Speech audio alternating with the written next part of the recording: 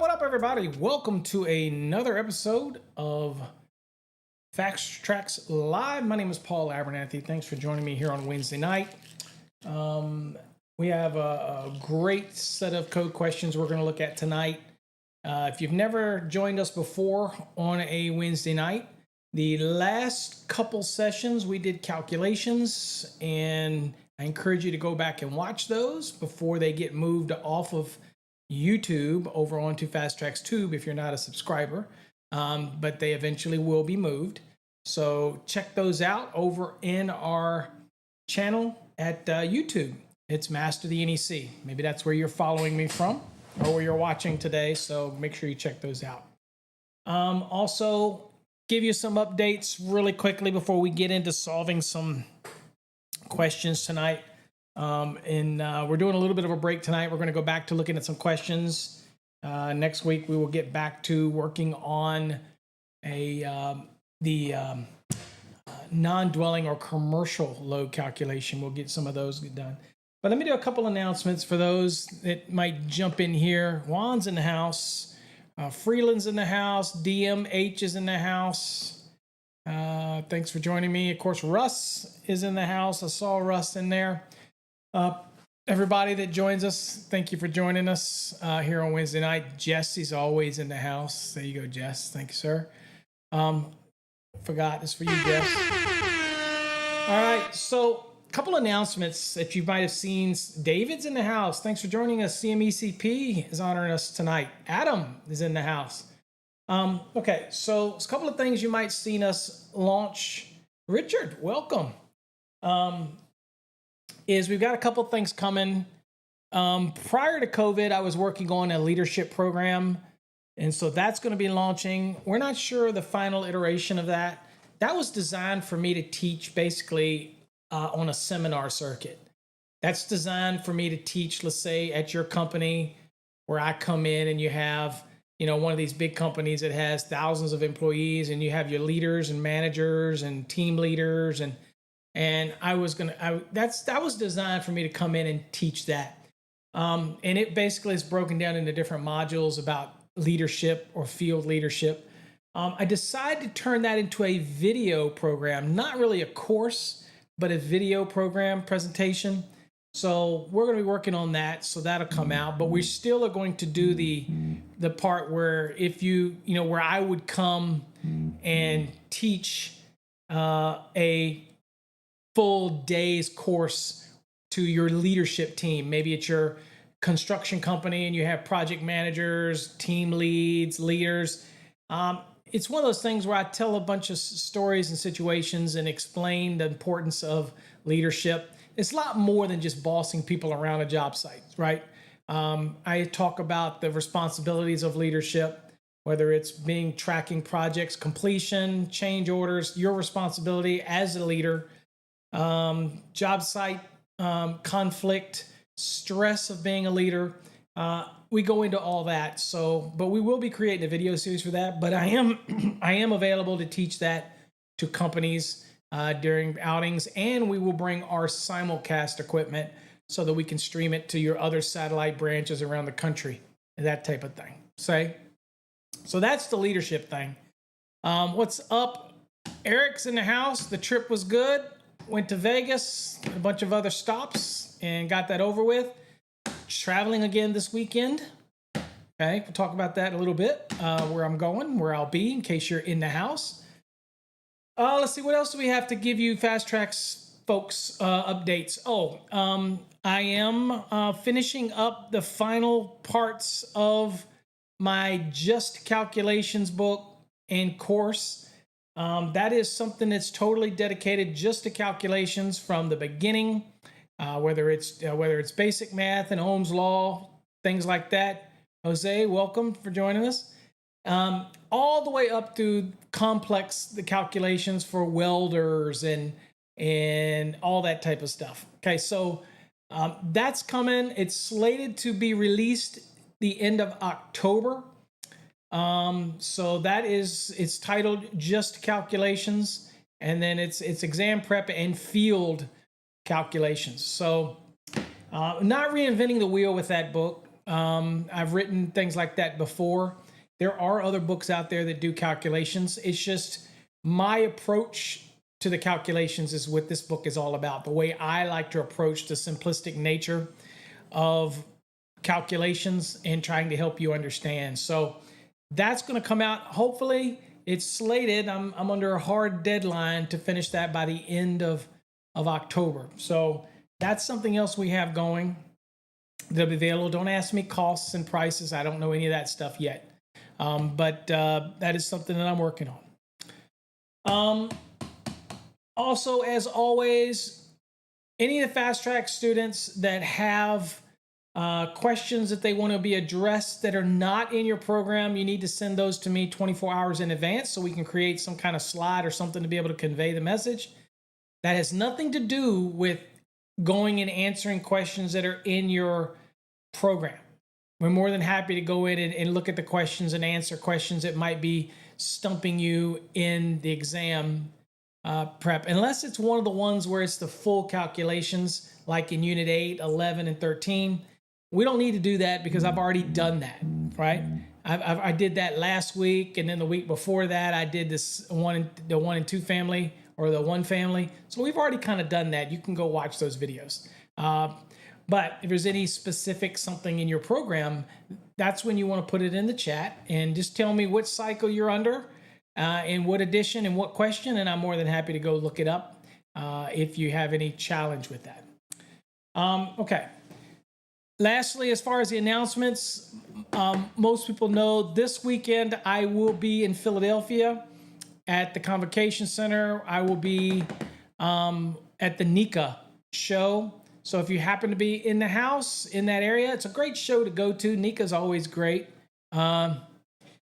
So, that's the type of thing. Well, Juan, if you missed some units, try them again. Okay, or let me know which question, but we're not going to rehash all of them here. But if you got some you want to go look at specifically, let me know and we'll go look at them. Okay. But anytime somebody fails a unit, folks, if you get below 70, these are for the Fast Track students now. If you get below 70, you need to take the unit again. You need to read the unit again. Okay, don't necessarily run to get the answers. What I tell people is, if you get over 70 and I share the answers with you and you still can't wrap your head around it, those are ideally the questions to ask here on Wednesday night, because we want to make sure that you understand those questions, right? So that's the key for that, right? Okay. Just making sure we're straight on that. But I don't want to go down and do 15 questions on Unit 3 because you bombed Unit 3. That wouldn't be fair to you, because I'm just giving you the answers. You know what I'm saying? Let's see. So Daryl, welcome to the stream. Adam says, I got to get my stuff sorted out that I paid for the Fast Trax Black program. Plus, again, still great education, Mr. Abernathy. I don't know what you got to get sorted out, Adam. Instructions came with the program. The plus is pretty straightforward. You just got to go to, if you're trying to get to the videos, if you're a plus member, it's pretty straightforward. Really is. It's not complicated. Just go to fasttraxtube.com, sign up for a free membership, email me your username that you set up, and we'll get that you set up when you signed up for it, the free account, and we'll elevate you to you get your access. Other than that, it's pretty straightforward. It's not complicated at all. You know? So, let's see here. All right. Welcome. Rewire's in the house. Rewire, I will see you this weekend in Philadelphia. Okay. All right. So that's all of the news that I have about any books or any courses we got coming out. Again, as always, feel free to email me or ask me any question you want. I will get to them as I get to them. Okay. Always remember that I get tons and tons of emails. So I am usually I'm pretty quick to respond. But most people know I'm pretty open, and I have so many platforms that people can ask me questions and they take advantage of it. I get loads and loads of questions. Okay. So you got to bear with me. It takes me a little time to respond back to them. I'm no longer active on TikTok. All I do now is we just share promotional things. So you really won't get that much education from me out there as well. So we're back to our normal processes now. Let's see what else we got here. Walter, welcome. Glad you could join us. Christopher, thank you could join us. All right, let's see. Juan, number 3 and number 5, you're in. Okay, remember what I said, Juan. I need to know what edition you're in, 2017, 2020, or 2023, and the unit and the question. And more than happy to go look it up for you before we get into our lesson today. Remember, this is all about the Fast Track students here. Jesse, good question. Schwartzy's been extremely busy, so I haven't really seen him very much, even on the boards that much. You know what I'm saying? Haven't really seen him, so it's been pretty quiet there for a while. All right, so Juan, let's go. Let's see if I can get you sorted out here. If I can get you over. All right, let's see what we can do. Let me go on and change courses to the 2020. And we will try to see if I got to adjust anything. We will do it in Unit 3. Boxes and enclosures. Okay. All right. Okay, Juan. So first one is this nifty little box that everybody has trouble sizing? Is that the one? Okay. All right. So a couple things that we got to remember here, Juan, for this one here. You always want to size by the sides. Okay? So we always work and it's not fair to get into this hypotheticals. When you're in an exam or you get a question like this, you only want to calculate exactly what you see. And all you're being asked for here, Juan, is the X and the Y. We're not asking for the Z dimension between raceways that might share conductors. We're not asking for that. All we're asking is the dimensions here. We don't know how these conductors will route, how they will go. And a lot of people think that you can't answer this question without seeing the way the conductors route. And that's just not true. All right, so Ron, if you got your code book, what we're going to do is I'm going to go back and forth into the code book. We want to look at 314.28 A1 and A2. Okay, so just this picture in your head real quick. You see the picture. And then I'm going to kind of jump back over to the NEC here, and I'm going to get us where we need to be in the NEC. Okay, so we're going to be in 314 because we're doing pull boxes. And we're going to be in 28 right here. Okay, so here's where we want to start our journey. Okay, now we're doing a pull box calculation, and one of the things that people say all the time here is they'll go, well, it says a raceway containing 4 gauge and larger, and you never said what size the conductors. Well, that's because this is a Fast Trax course, and you're in Unit 3. And Unit 3 is talking about pull box sizing. The question is about pull box. And it's dealing with all of that information about the pull box. So you know this is a pull box sizing. This is not a cubic inch thing, right? It assumes you already understand that, okay? So let me go back here. All right, so when we do this, hey, Swartzy, there you go. We were just talking about you, Swartzy, okay? Jose, if it's not part of the question, again, I told people, got to follow the rules, folks. You got to ask Fast Trax questions here on Wednesday night. I don't have enough time to let the topic wander. If it's out of a Fast Trax program, I do it. If you've got a question, I'm going to tell everybody again. If you've got a question that's not related to the Fast Trax, you got to send it to me at least 24 hours ahead of time so I can create a presentation for that or some kind of slide for that to help educate, because there's people out there that'll be confused at it, okay? So again, y'all can post your question with Swartzy over on the Sparky Hub. We have what's called Fast Trax Live Forum. Post your question in there. I'll see it, and I will make sure it's detailed. If I've got time, I'll talk about it and try to answer your question. But I do need people to keep on track for me. And that is, remember, this is for the students. And if you have random questions, I don't want to get sidetracked into questions. We want to make sure that we answer the questions that are presented, okay? That type of thing. All right, so let me get back to this real quick. All right, so here's what we've got. So what is the minimum dimensions for the X and Y in this drawing, okay? So obviously trade size 3, trade size 2s, trade size 2, that we know it's a pull box calculation, okay? And plus it's in Unit 3, and it's not making any mention about 14 gauges, 12 gauges, 10. It's just a pull box calculation, okay? All right, so first thing, let's look at the code and straight pulls. So straight pulls is straight is 8. Always remember, in a straight pull, the length of the box or conductor body shall not be less than 8 times the metric designator of the largest raceway. Fair enough? All right, so you go back to this question. Is it not plausible, Jesse, that Jose, that you could pull straight through? Well, 3 to 3, it's plausible that this is going to be a straight pull. If you have a raceway on this side and you have raceways on this side, it is most certainly plausible, without even seeing the conductors, that this could be a straight pull, right? So it says take the largest raceway. Let's just start on this left side here. 3, trade size 3, 3 times 8. What is that? 3 times 8. 3 times 8 is 24. So you're going to write 24 down.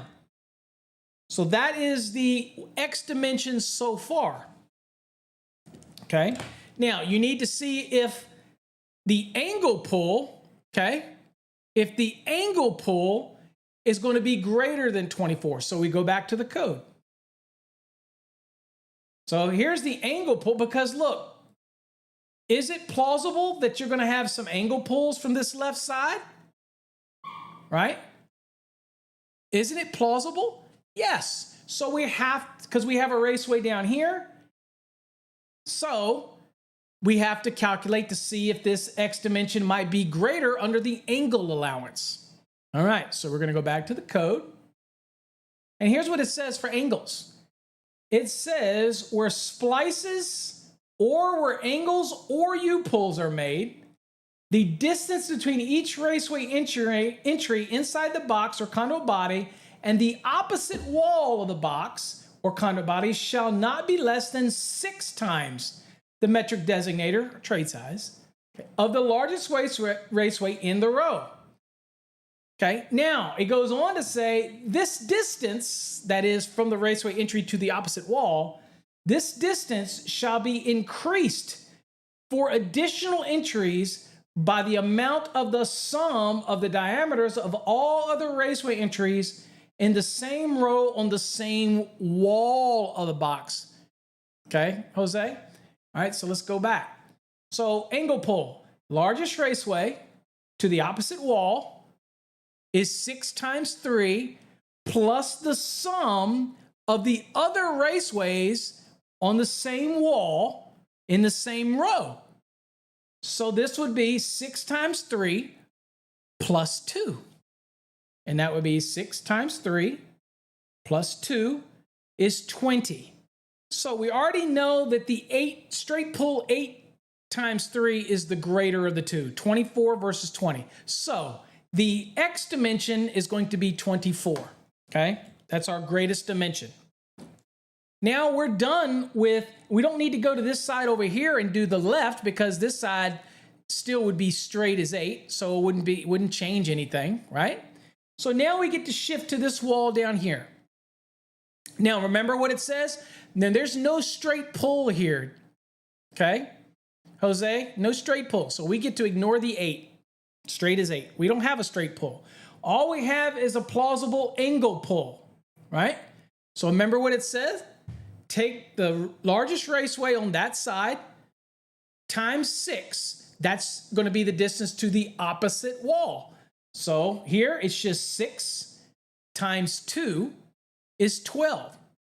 So there's no other dimensions for this side to the opposite wall. So it's 24x, 12y. Okay? Makes sense? Make sure you understand, Jose, how we did that. Now, if this had another raceway down here, then it would have been 6 times 2 plus the sum of the other raceway in the same row. But we didn't have one down here at the bottom. Right? We only have one raceway here. Okay? So let me see if you're all clear on that, Jose. I want to make sure you're clear on that. But all of that comes from these code rules right here. This is the 8s, and this is where you do the 6. Okay? You might have put it, but the reality is, Jesse, I'm a critical marker. Okay? Y is the 12, not the X. If you don't give me the right dimensions, I'm marking you wrong. Ask Jesse how I grade. I grade very strict, right? And Juan, I grade it. So if you got them backwards, I mark it wrong. Remember, we're all about making sure that I am picky about the details, because me being picky about the details are going to make you better in the long run. So yeah, I'm going to be nitpicky in certain times. And you know, some evenings I'm more irritable. I might be even more nitpicky. Ask Jesse. But you got to remember that I'm doing it for your benefit. My grades don't matter. In a perfect world, I want you scoring in the above 85. That's what my goal is for students. So, you know, in this case, yes, X is 24, 12 is Y. Absolutely. For this equation. All right, I think you also had a question on number 5 here I guess this was for, what did he say? No, say it isn't so. Yeah, come on, Michael. You know what I do. You know me as well as anybody. Okay? Hold on for a second. I got a buzzer going off over here. And I don't want to make sure I don't lose my stream. The hell, hold on. Where's my thing? Why is my buzzer going off? Where's my... All right, I don't know where it is. Okay, never mind. I could find it. Why not, Jay? Thanks for liking the stream. Yeah, if it's not complete, depending on how I feel, I'll mark it. I'll mark that sucker wrong. All right. Okay. So let's kind of do this one. Okay. So this one, the next one here is we're doing. Okay. So I've got a 4 11/16 inch square box that is 2 1/8 inch deep. Okay. All right. So in this scenario, this is a square box. This is 4 11/16 box. All right. first thing I want to do is, by the way, I want to see what is the cubic inch for this box, by the way. So where do I go to that? All right, everybody know where I go for box fill? Okay, we're gonna go 314.16 for boxes. So this is what we're looking at. So here's 1116. Here's the boxes, if you can see that. So let's go back real quick. This is 4 and 1116 by 2 and 1/8. So let's see, 4 and 1116, 2 and 1/8. So here's the one we're working with right here, right? There you go, Jesse. And let's see here. I got to get me over here. So let me get me over here. All right. So this one is 42 cubic inches. So I'm going to write that down. So 42 cubic inches. That's what this box is, right? The question we're looking at. Make sure, Jose, you're writing all this down. All right. So that's our first. Okay. Now, it already contains 2 receptacles. Okay. So let's count this. Let's count this out. So it already contains 2 receptacles. Okay. So 2 devices. Okay, so I'm just going to do a receptacle symbol. It contains 4, oh, wait a minute. It contains 2 internal cable clamps. Okay, so it's got 2 internal, so I'm just writing these down. 2 clamps. And we'll look at the code. It's got 4 12 THHN in there. So I'm going to say 4 12 THHN. I'm writing these things down. Copper conductors. There are 2 blacks and 2 whites. Okay, whatever. It's got 2 grounding conductors or equipment grounding conductors. Okay, obviously it's like a 14-2. a 12-2 with ground. Okay, so I'm going to go 2 EGCs. Let's get through everything. We got 3 wire nuts. I don't care. It's got 2 pigtails. I don't care. And it's got 1 equipment bonding jumper. I don't care. Because they originate in the box. They don't originate out of the box. Okay, they're not coming into the box. Okay, I don't care about those. I don't care about the wire nuts. I don't care about the pigtails, and I don't care about the equipment bonding jumper. I don't care about it. So it says a flat plastering is used to secure the receptacles to the box. Okay, all that serves to tell me is that damn thing doesn't give me any more cubic inches. I'm not getting anything extra, right? Okay. So that flat ring don't tell me squat. So the question is, how many more 12 THHN copper conductors can be added to this box? So all it's trying to say is, how many more can I put in there? Okay, so let's look at the items that we're given. Now, first of all, it tells us it's 12 gauges in the box. So all of these things like devices and clamps and all that are all going to be based on 12 gauge, right? Okay, so we know all that stuff. Now, so first thing that we want to do in this is, since we know we can't exceed 42 cubic inches, we need to find out, first let's find out what's the cubic inch value for a 12 gauge copper. What's the cubic inch value? So we're going to go to the code. Y'all might be already done this. I'm going to go down right here. And so here's the 12, and it's a 2.25. So that's the value. So I'm going to write 2.25. Okay. So we're going to get all our pieces together first. All right.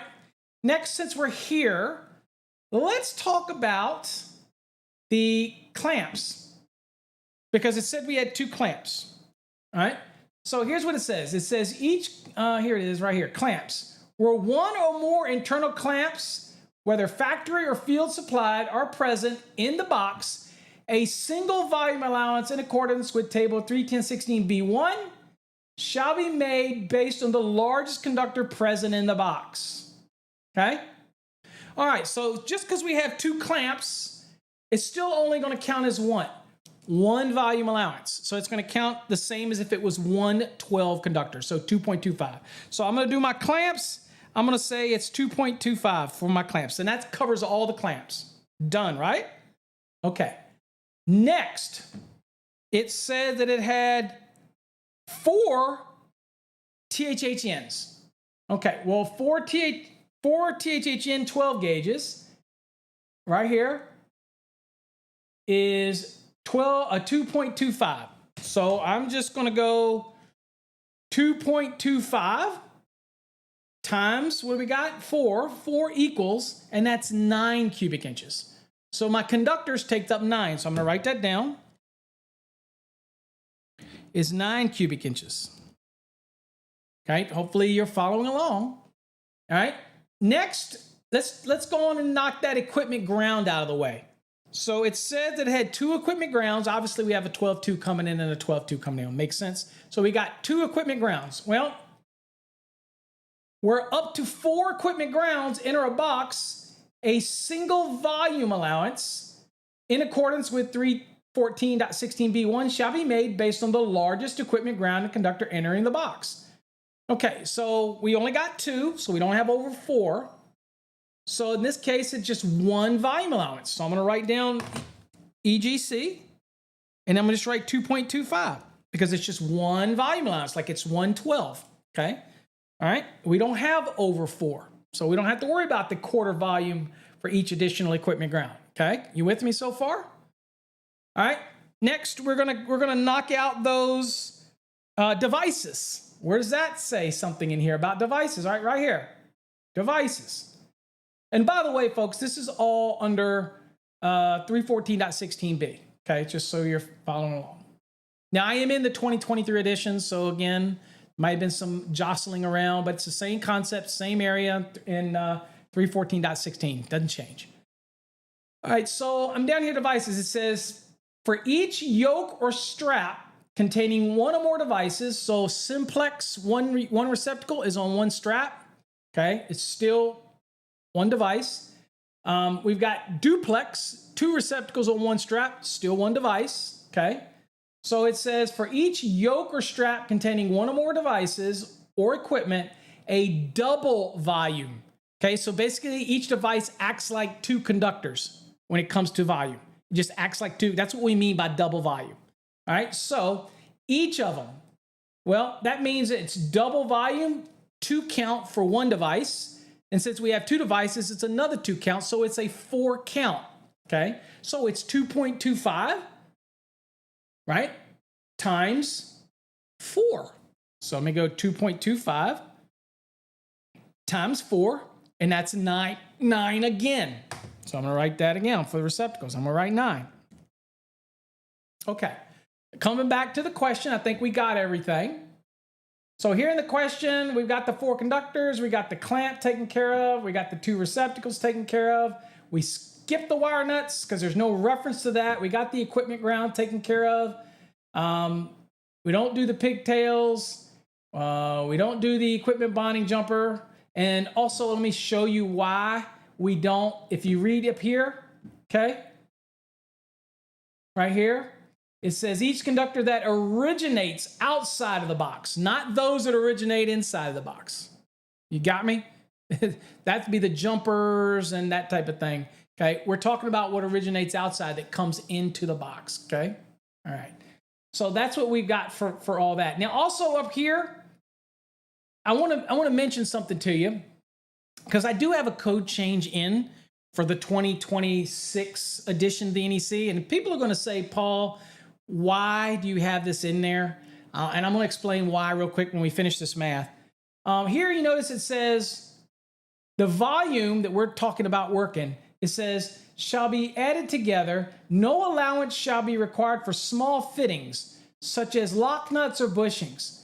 You notice it doesn't say wire nuts or wire binding devices. It has been something that people have argued through the industry. They argue that the wire nuts are not fittings and all this, but everybody knows that you don't count the wire nuts. I just submitted a public input for the 2026. We'll see how that works. And all I did was have them add wire nuts or wire binding devices, such as wire nuts. I can't remember how I worded it because that is a trademark from Ideal, so that's chances are that's not getting in there. But I basically said wire binding devices, such as, and gave some examples, just to avoid confusion. I think y'all all know that you're not going to count wire nuts, and we never have. And I can promise you on an exam, they will not expect you to count wire nuts. All I did was add it in the proposal for clarity. That's all. That's all I did. We'll see how that goes. Okay, so if you ever see that changed, you'll say, yeah, Paul did it. He had nothing better to do. But bushings, lock nuts, all that kind of stuff does not count. Okay? Say? They take up space, But so does lock nuts, so does bushings, and that type of thing. So does equipment bonding jumpers and all that, but you don't take those into consideration either, right? Also, all of those equipment bonding jumpers that originate inside of a box, they take up volume, but you don't count for them, do you? So we have no direction in here to account for a wire nut. How much is the volume for a wire nut? There is no direction here. So we classify that as a small fitting. When we see things in the code like such as, that's not all inclusive. So right now, small fittings is inclusive of things like wire nuts and all that kind of stuff. But I just submitted for clarity, that's all. Now, if you say, oh, wire nuts take up volume, well, you're gonna have a hard time calculating that because there's no guidance here for a wire nut. There's no guidance here. So that should tell you that that's not included. And I can tell you it is not on an exam, okay? They're not gonna expect you to take up volume for a wire nut. Now, the next thing you might say, well, each space in a box is divided by a barrier. Well, those do take up volume, okay? And the barriers do take up volume, and you get code rules that tell you about that extra additional volume that it takes up, okay? So at the end of the day, and I will show you the additional volume here. Let me see if I can find it. Here's my volume here. Let's see here. Where is that additional volume at? Bear with me here. I can see where that additional volume is if I can even see my screen.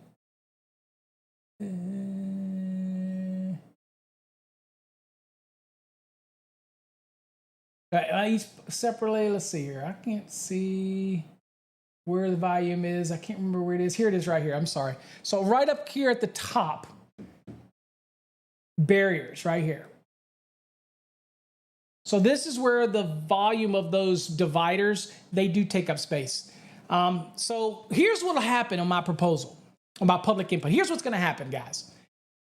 Either somebody at the panel is going to say, okay, this is how it happened with the equipment grounds when you get over 4.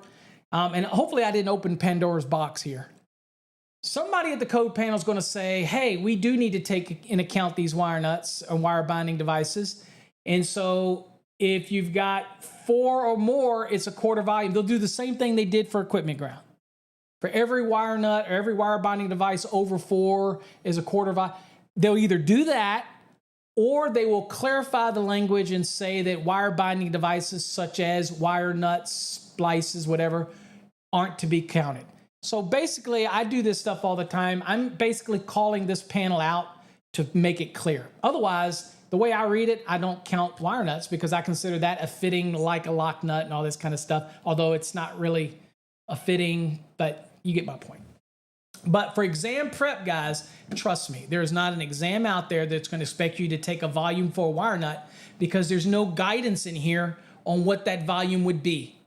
We have guidance for barriers. We have guidance for devices. We have guidance for conductors. We have guidance for clamps. We have guidance for all these other things, hickeys, all this kind of stuff, but we don't have anything for the wireless. So you can't take what's not there.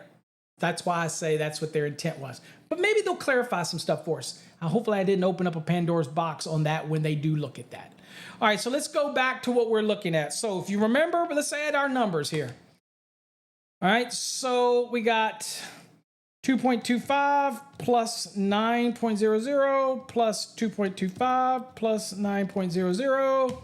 That is, looks like 22.5 cubic inches, right? Okay, so it was 42. And it looks like that is 19.5 divided by 2.25, okay? Did anybody come up with it? 8 additional, Jose, okay? Now, I don't know, so there's something else I want to add in here for this for you. Let me see, let me go back to the question here because I want to see if there's anything else. But anyway, there's no mention in here of additional, like a cover, raised cover. So if you're on an exam or you get that question, make sure if they tell you it's a raised cover.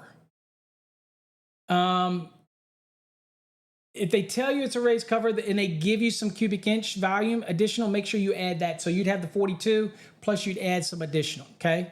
Make sure you don't lose sight of the question. This question, by the way, went out of its way to say a flat plaster ring, okay, in that application. Okay, so that type of thing. Let's see here. Hold on, bear with me for a second while I get to, hold on here. Let me get see if my thing is ready to shift off. Unless anybody's got any other questions on any of the units, let me get my thing ready to shift to some code questions. Okay. All right, everything looks ready. Okay. All right, but first of all, before I go away, let me go back to chatting real quick. I want to make sure that I think it was Jose. Jose, are you clear on how we did that box fill? I want to make sure you're clear. Your question. So you have room for 8 additional conductors in there of a 12 gauge. Okay. So remember, we had the 2 devices, okay, and it's 2 double volume each. So it's 2.25 times 4. That was 9. So the answer, 8. 8 additional 12 gauges. Already said that, Juan. 8 additional 12 gauges. So we have the equipment ground, since we only had 2. So that was all count as just 1. So that was 2.25. We had receptacles. They were double volume. So that meant that it's 2.25. Okay, times 4, because there was 2 devices. So that was our 9. Then we had, what else did we have? We had clamps. Clamp count is 1. So that was the 2.25. And what else do we have? We had the 4 conductors. Okay. And that was 2.25 times 4. So that was 9 as well. So it's 2.25 plus 9 plus 2.25 plus 9. That gave us 22.5. You take the 42, right? You minus the 22.5, whatever you have over, divide that by 2.25 because that's what the volume is for 12 gauge, and that'll tell you what the remainders you have. So it was 8. And 9 would have been wrong. It needs to be 8. All right. Good deal. Does anybody have any other questions on any of the other units before I get to tonight's doing some code questions? You got your code books. Hopefully you will look all those up tonight and crack your code book, or you'll be like Jesse, who never brings his code book to class. So, which is a probability, a high probability he did not. Okay. All right. Well, keep in mind, you use your hammer, you'll get a few more in there. You press them in there, baby. Yeah. Interesting thing, people ask, what is the bending radius on these conductors? There is nothing in the National Electrical Code for maintained bending radius for individual conductors if they're under 1,000 volts. The only threshold from a manufacturer is that you just don't damage the conductor. Be honest with you, if something fails and a manufacturer's called out, let's say I work for a wire and cable manufacturer, let's say, hypothetically, and I came out, I could tell whether or not you damaged that conductor, okay? You use your hammer, all right? And if that's the case, then you damage the conductor. But typically, you know, those smaller conductors are extremely forgiving. You know what I'm saying? I've not moved away from the 2017. Oh, but what am I going to do? Do you want me to do this 3 times? 2017, 2020, and 2023? No. So, yeah, I guess I've moved away from the 2017. If you have a question, though, and you're working in the 2017, I'm more than happy to go to that unit and look it up. I'm going anywhere the students need me to go to answer questions about their Fast Trax program. So I haven't moved away. We still sell it, but I can't teach lessons on 2017. I bet you if I were to poll 100 students, only about 5 are still on the 2017. Everybody else is on the 2023 or move into the 2020 or on the 2020. So I can't do all 3 cycles. So you know what I'm saying? O is a California, probably. All right, so let's see here. Nobody has any other questions on any of the units? Chad, thank you for subscribing. Appreciate it.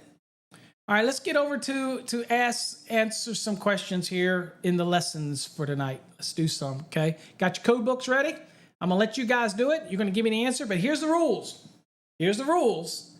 I know some of you out there don't have your code book, so you're gonna just try to answer it and throw out your answer. Please refrain.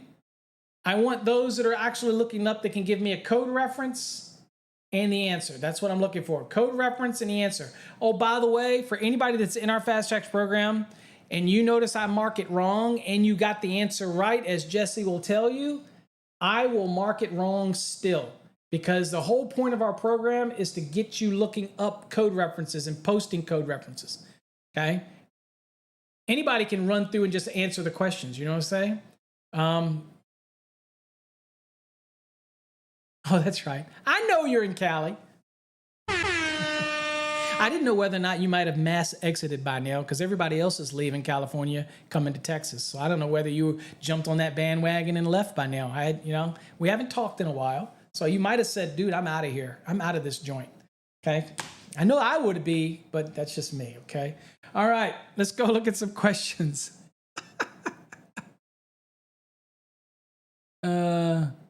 Oh God, don't start. I haven't added any new sound yet. Sorry. Jesse, I'm surprised Jesse didn't remind me. I got so much going on. Okay. All right. All right, guy, here's a question, folks. All right, get your code books, get your calculators, do whatever you got to do. I want you to give me the answer and the reference. Okay. No guessing here. This is for you to benefit. And say, so the service demand for an apartment building with 40 500-watt electric dryers is what? Now remember, this is the service demand. Anytime you see the word demand, as Schwartzy's going to holler at me here in a minute. Anytime you see the word demand, it means you have to do something. Okay? It didn't say what is the connected load.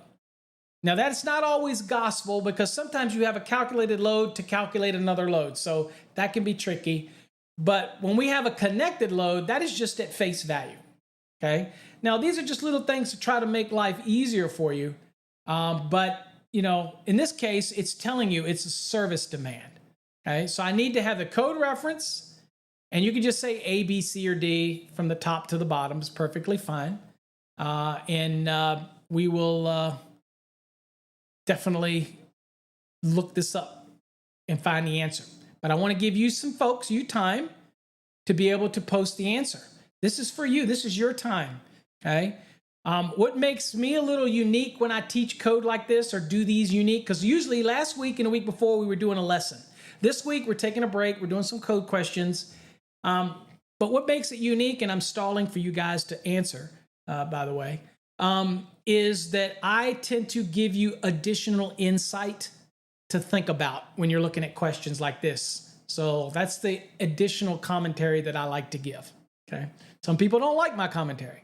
Some people say I talk too much. I don't really give a damn what people think, but I'm gonna do my thing anyway. So, nobody answering?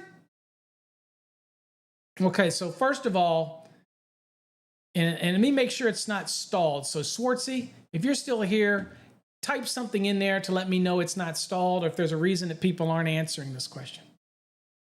Okay. Jesse hit, okay, hold up. Oh, you want more time? I got you. Mike Schwartzy said it's the softer, gentler Schwartzy tonight. Because he's a leader and he knows he can't just yell at everybody. Just saying, Schwartz. Okay, Jose. Okay, looks good. See some references in here. I got some B. I got another one B. I got another one B. Okay.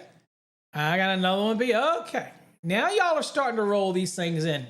Okay, good. All right. So I got enough here that I can go on and educate people that are watching. Okay. So the first thing that I'm going to give you some insight when you're on an exam. When you see a question like this, first of all, you know it's a service demand. And so you know that there's going to be some kind of demand factor applied here. Secondly, you know that this is a standard calculation because it made no mention of an optional method, right? And important things to remember is that it tells you, and in a question like this, it wrote out 40. Sometimes people struggle with that because they're looking for the 40 and they see this and they can get off kilter on this. But again, it's 40 of them, right? And it's 5,000 watts. So where are we going to go? We're going to go to the code real quickly. Let me get the code on my screen so I don't send you to a black hole here. Okay, here's the code on my screen. I'm going to go as you guys are posting. Y'all did great, by the way. Well within the time frame. This qualifies as a calculation, by the way. So if you're taking the Texas exam, this is an example of what may be on the masters, allowed for a calculation. All right, so here is where we're at, okay? And remember that it's 5,000 watts or the nameplate, whichever is larger. Well, in our case, 5,000 was given, and that's fine. Be very cautious on an exam. If they happen to give you this same question, but it was 4,000 watt dryer or 3,500 watt dryer, you need to remember this is not an optional method. It made no mention of optional. Always assume the standard method or the normal method unless they state otherwise, okay? Right? Same table, 220.54. That one didn't change. So we're using what was in the question, 5,000, okay? Now, how many was it? It was 40 of them, right? All right, so let's go down a little quick here. Okay, so we're between 24 and 42. We had 40 of them. So it says 35% minus a 0.5 or a half a percent for each dryer exceeding 23. Okay.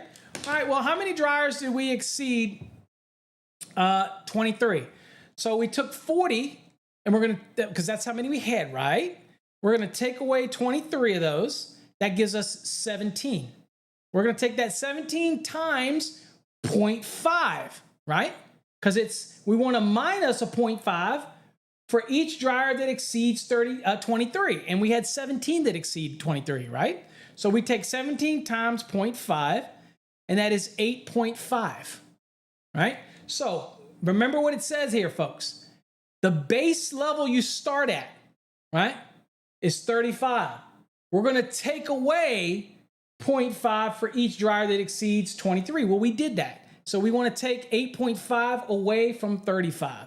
So we're going to take 35 minus 8.5, and that gives us 26.5. Okay? So that's our new number. Now, write that down. That's your percentage, 26.5 or 26.5%, whatever you like, whatever your flavor. But now we got to go back to the dryers and apply this. So let's go back to the lesson. Okay, we'll go back to the question. And we're going to go 5,000 times 40, which is 200,000, okay, because you got to get the whole sum value. And we'll multiply that by 26.5, okay? And that equals 53,000. Or you can multiply by 26.5%. It's 53,000 is what our actual contribution to the service. And the reason we call it demand is because this is a value that we're getting after we applied some demands to the equation, okay? So let's go on and check ourselves and see if we're right. There you go. And let's see our reference. There you go. 220.54 as well as table 220.54. Now, 220.54 is where we, just confirmed that we're going to use this 5. And the table is where we're able to apply the demands to it. Does that make sense? On an exam, when it comes to dryers, that's probably... Joshua, thank you for subscribing. Appreciate you. Remember, folks, I like when you like the streams. It helps us out. We appreciate it. I got enough haters out there. I can always relish in the ones that are non-haters, that's for sure. All right, so in an exam, that's probably about as complicated as that one will get for this. Now, the only thing that was slightly more complicated is if it was single phase derived from a 3-phase, and there's a calculation for that, and we will do that probably maybe even next week, because we're doing non-dwelling applications. And I might show you that as one little segment. I'm not sure yet. Certainly not going to go in that tonight and confuse everybody. I also have a video. I also have a video on that. Kevin, thank you for liking the stream. I appreciate it, Kevin Weaver. All right, so, but I have a video on that, and it's single phase dryers on 3-phase systems. If you go to, I think it's still available over on our YouTube channel. If not, I know it's available over on Fast Trax too. If you really can't wait for me to do that and you want to go there, okay, you can do that. All right, so that's about as complicated as that one's going to get. Let's go to another question. Y'all ready? Got your code books? Hopefully I explained that out. If you got any questions, let me know. Now I will talk with head slaps to get my point across. All right, here's the next one. Okay. Let me be totally clear. I don't think I've ever heard of AAHW anyway. So I don't know that I've even ever heard of that. Okay. So again, I'm not sure whether or not that even exists, to be honest with you. So I might have a little problem with this question. In that I don't like this question. I already know this question. But we'll give it a shot here. All right, so take your time, look at the question, and we'll see if we can't delve into the answer of this question.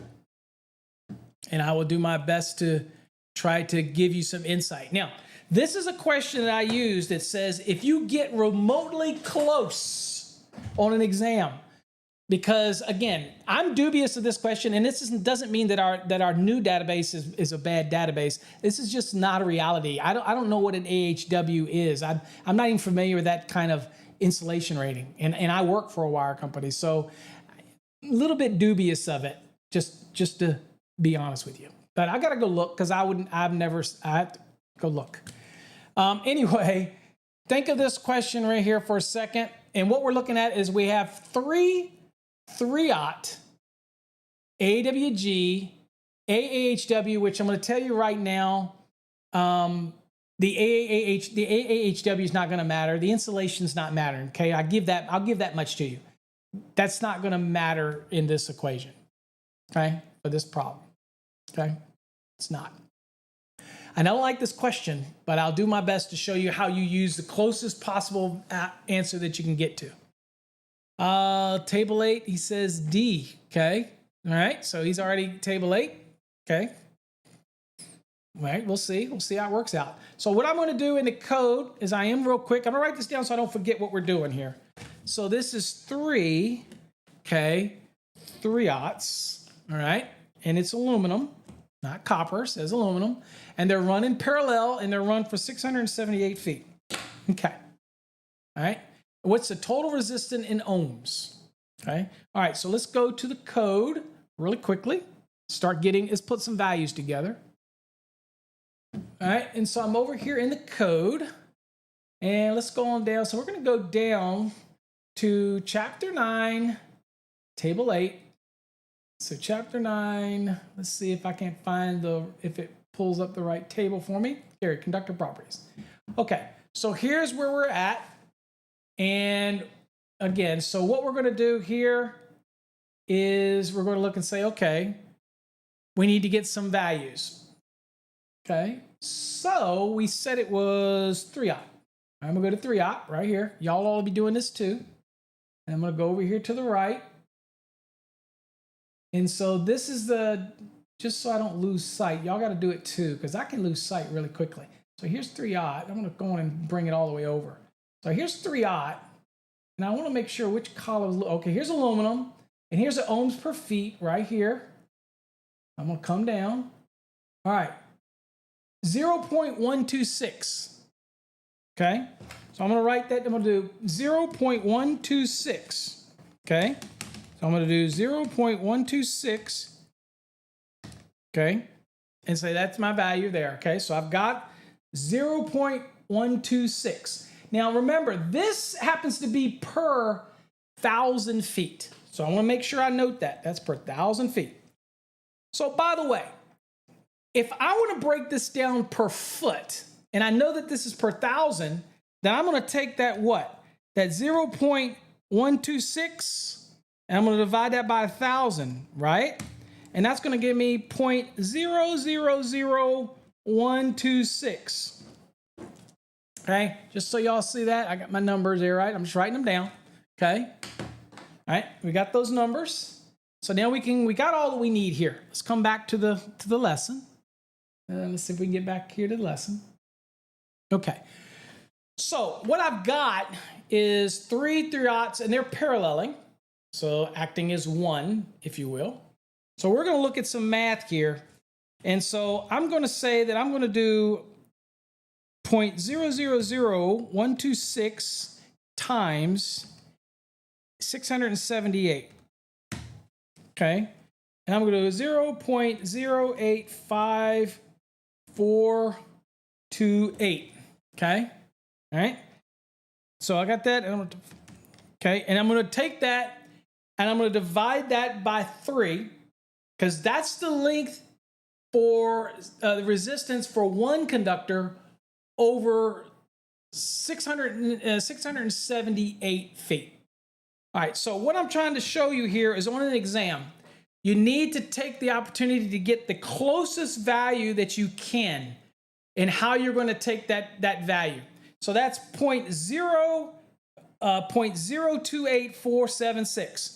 Now, there are some variables that you can play in that, but that's the easiest way that I can tell you on an exam to choose your answers, okay? If you don't get it directly nailed, take the best possible answer to this, okay? The best possible answer. And in this case, the best possible answer is 0.02938. It's not exact, but it's the best possible answer. Not 0.26, but the 0.02938. Okay, so we're going to select it. And there's our reference, chapter 9, table 8. Okay. Okay, and there you go. Noah hit the answer pretty.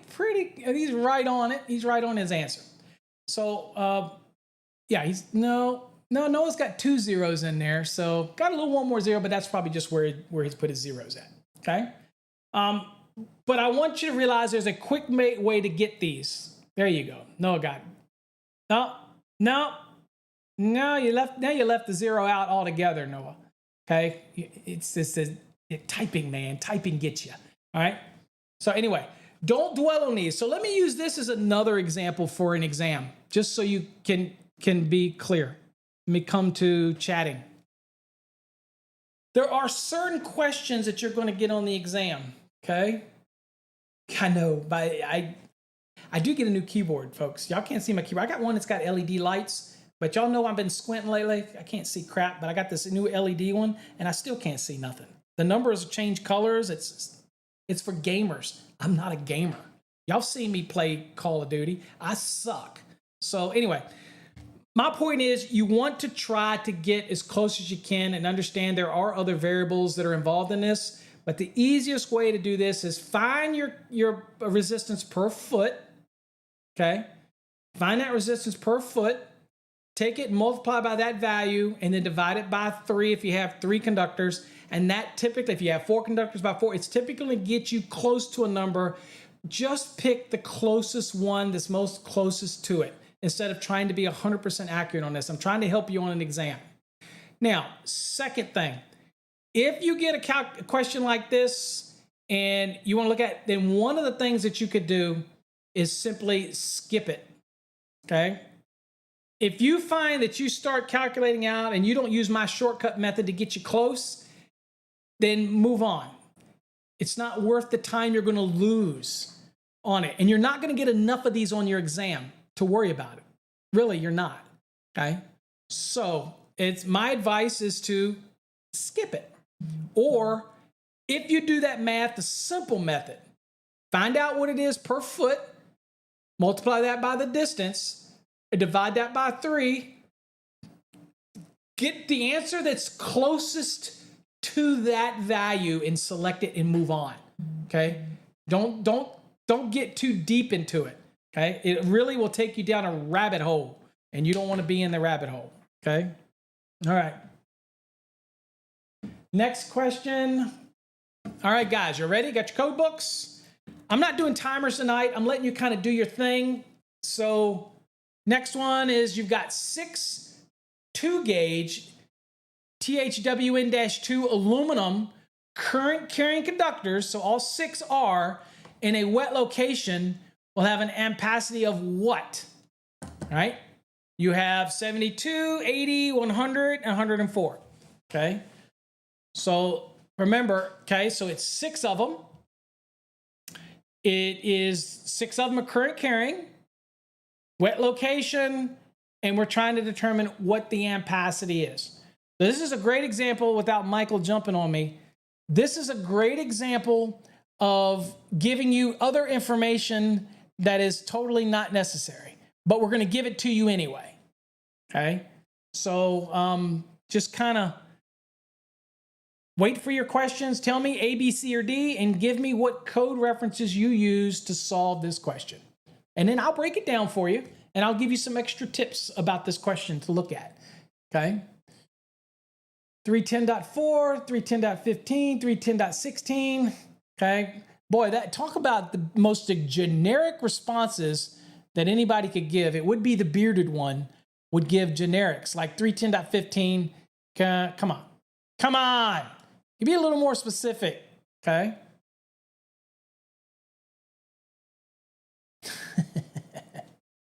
All right. You gave an answer. Okay. An answer. I will tell you to go back and do your calculation again, Jesse. Okay. Redo that. Give it another shot. Noah. Okay. Who's this Noah coming out of nowhere? Okay. Okay.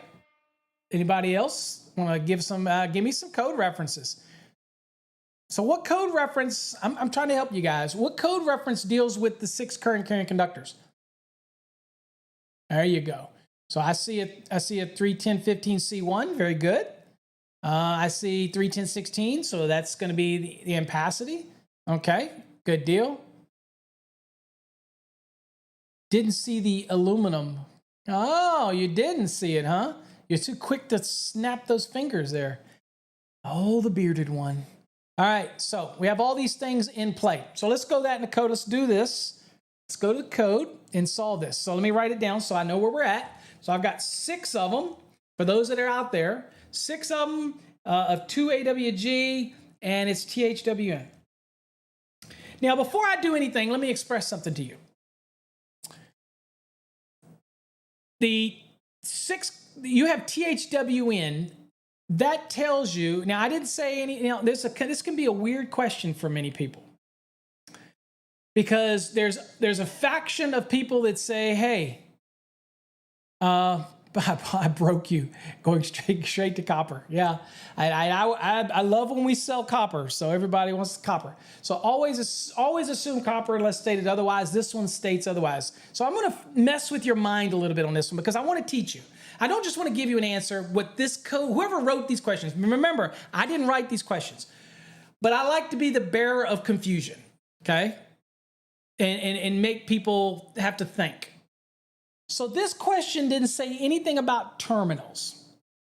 So a lot of times, if you don't say anything about terminals, and the values are going to be under 100 amps based on what?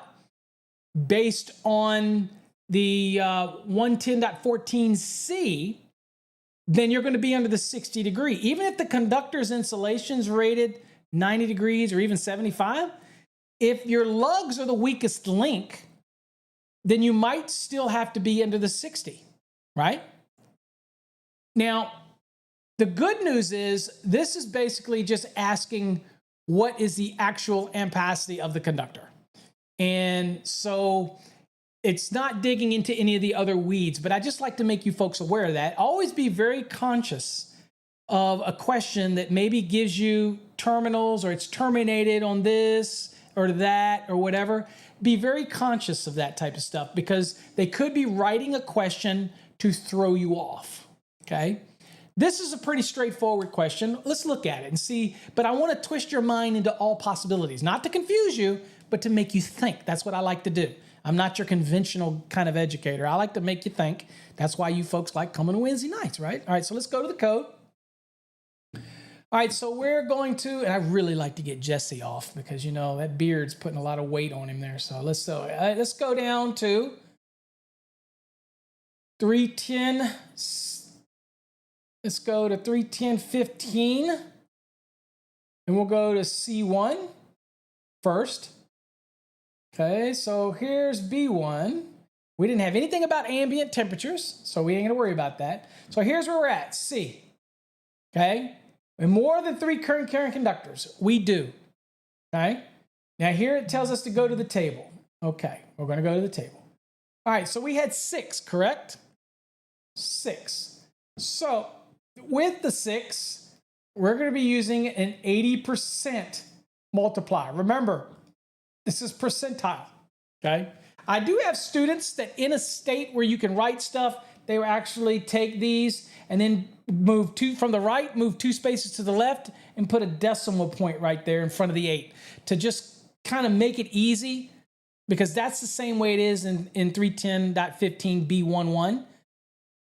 So it's the same concept. Just so I'll show you that over here. See how they already have the decimals in place, right? So some people just do that to keep themselves straight for the multiplication aspect of it. Again, if you can write in your code book, that's great. If you can't, don't. All right, so now let's go to ampacities. So remember what we said is, being that conductor is a THWN-2. What that means is that -2 means it's rated 90 degrees wet or dry, at least for adjustment and corrective purposes, okay? So we're gonna come down here and we're gonna be in aluminum. So we gotta go over here to aluminum. And we're gonna come down under the 90, right? Because we're dealing with what? Right here, THWN-2. So we're gonna come down, and it was 2 gauge, right? Right here, 2 gauge. And that is 100 amps, okay? So we got, it's good for 100 amps as far as we're concerned right here before we did anything, right? Okay, so we're gonna come back to the lesson. Okay, so we know we got an 80% multiplier and we got 100 amp rated at the 90. So we're going to take our 100 and we're going to multiply that by 0.80, and that gives me 80 amps. Okay. So this one's pretty straightforward because all it asks is about the conductor. It wasn't about an install. It wasn't doing all. So again, you could dig deep into this and go, oh, well, the terminals are rated, you know, it doesn't say what they're rated. And if it doesn't say it, then we have to go with the 60 degree. That's what you could say. But that's at terminals. This is only talking about the conductor, just that piece. Whereas in a question that really wants to bring in the terminals, it will make some mention of terminating on a circuit breaker or a device or whatnot. Here, all it's asking, folks, is the rating of what's the ampacity of the conductor. Now, just so you can quantify this, if you're stuck on an exam, just so you can quantify this, if I were to use the 60 degree, okay, I want to show you why you can do deductive reasoning here. If I go back to the code and I go down here, okay, and I go to 75, which is under the 60, right? Then if I cannot exceed the value of the 60 degree column, even after adjustment of corrections, if it was under the 60 degree column, okay, then I would be stuck down here at 75, right? And so if you go back to the question, 72 is not the answer, because it would have been what? It would have been from the 90 at 80%, the multiplier of 80%, that put us at 80. So the 72 wouldn't make sense. And if you look under the 60 degree column, it's 75. Okay, so it shouldn't take you much to look at a question like this and go, oh, well, obviously they're not taking terminals into consideration. They don't care about that. They just want to know what the ampacity is of this conductor after you make this adjustment, right?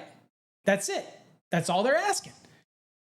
Folks, this is where people get really confused. Answer what they're asking you. Don't let the mind wander for certain things, okay? So in here, all it's asking is what's the ampacity of that conductor? That's it. So great lesson on not digging too deep, but being able to look at it and say, well, what is it asking me? All it's asking me is what's this conductor? That's all it wants, okay? Now, you and me both know, because we're practical folks, in the real world, when we're out there installing it, we got to be very aware of where we terminate this wire. So that's what I used to explain. If you've watched my derating demystified video, that's an example. This question is an example where I teach you that there's actually 3 parts to an installation of a wire. There's the terminal part, there's the middle part where the wire is, and then there's the end equipment termination part. There's 3 different elements to be aware of, okay? In this question, it's just talking about the center element, the conductor. That's it, okay? Hopefully you understand that. All right, let's get back to the lesson. Oh, we got to answer the question. There's your answer, and there's our code references. Bada boom, bada bing, okay? Yeah, it's so hard sometimes on an exam. Remember, I'm just going to tell you this from a guy who writes for exams or used to write exams for states. I'm not trying to trick you. I might give you more information than you need. And you got to be able to look at it and say, well, I don't need all that garbage, right? And when you're answering an exam question, yes, don't overthink it. Now, the only time that I will tell you to use caution, and when you do have to think, is that if I ask you for a dwelling load calculation and I give you the square footage, but I don't tell you the minimum of 2 small appliance branch circuits and the minimum laundry, you have to be able to think for that and add those in by using your reasoning, because if they're asking you for a dwelling load calc, those are required branch circuits. Those are required loads. So they're testing to see if you know that, okay? Look, exams are not easy. Life is not easy. In a perfect world, you would love the questions to be easy. I'm just saying, for your peace of mind, read a question like this. Try to only answer what they're asking you. But be very conscious, if you were to get a calculation for a dwelling, that you got to count a minimum of 2 small appliance branch circuits at 1500 VA each and at least 1 laundry at 1500. See, this is not easy stuff, okay? It's complicated. But if you start understanding how the questions are written, then you'll get it. Trust me, you'll get it. All right, let's move on to another one. Y'all doing great. All right.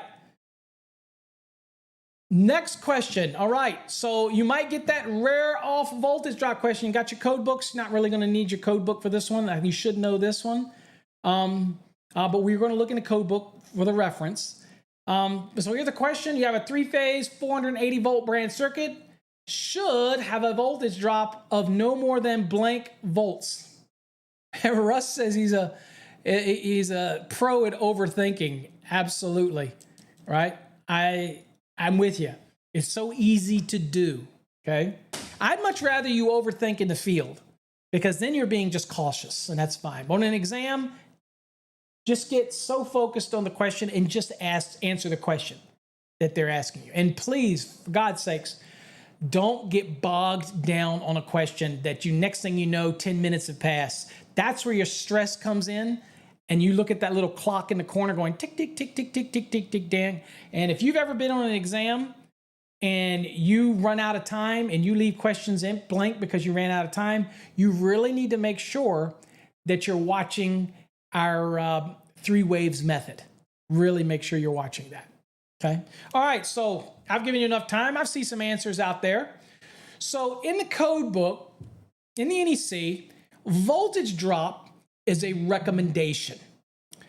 There's only 2 places in the code book that requires voltage drop to be taken into consideration. One is sensitive electronic equipment, because that sensitive electronic equipment might be vital to some other operation. And then, of course, fire pumps. Fire pumps have a rule for that, okay? So at the end of the day, it's so important to realize that most exams are going to ask you something about voltage drop, right? Even though it's not a requirement by the code, it's a recommendation. It's still something that you got to take into consideration, okay? So this case, this is a branch circuit, right? So we're going to go look at the code real quick and see what it says about that. And I think we have some code references already on the screen, okay? So we're going to go look, depending on what platform you're watching on. So we're going to go to part 2 for branch circuits of 210. And you'll notice that it's talking about for branch circuits, here there's an informational note. Now, I can't really blow this up, so you guys have got to look at it in your code book, because if I blow it up, it's going to skew my whole freaking page, and I'm not going to do it. It says, conductors for branch circuits as described in Article 100. So we have a definition for branch circuit there, right? From the last overcurrent protected device out to the load or the device.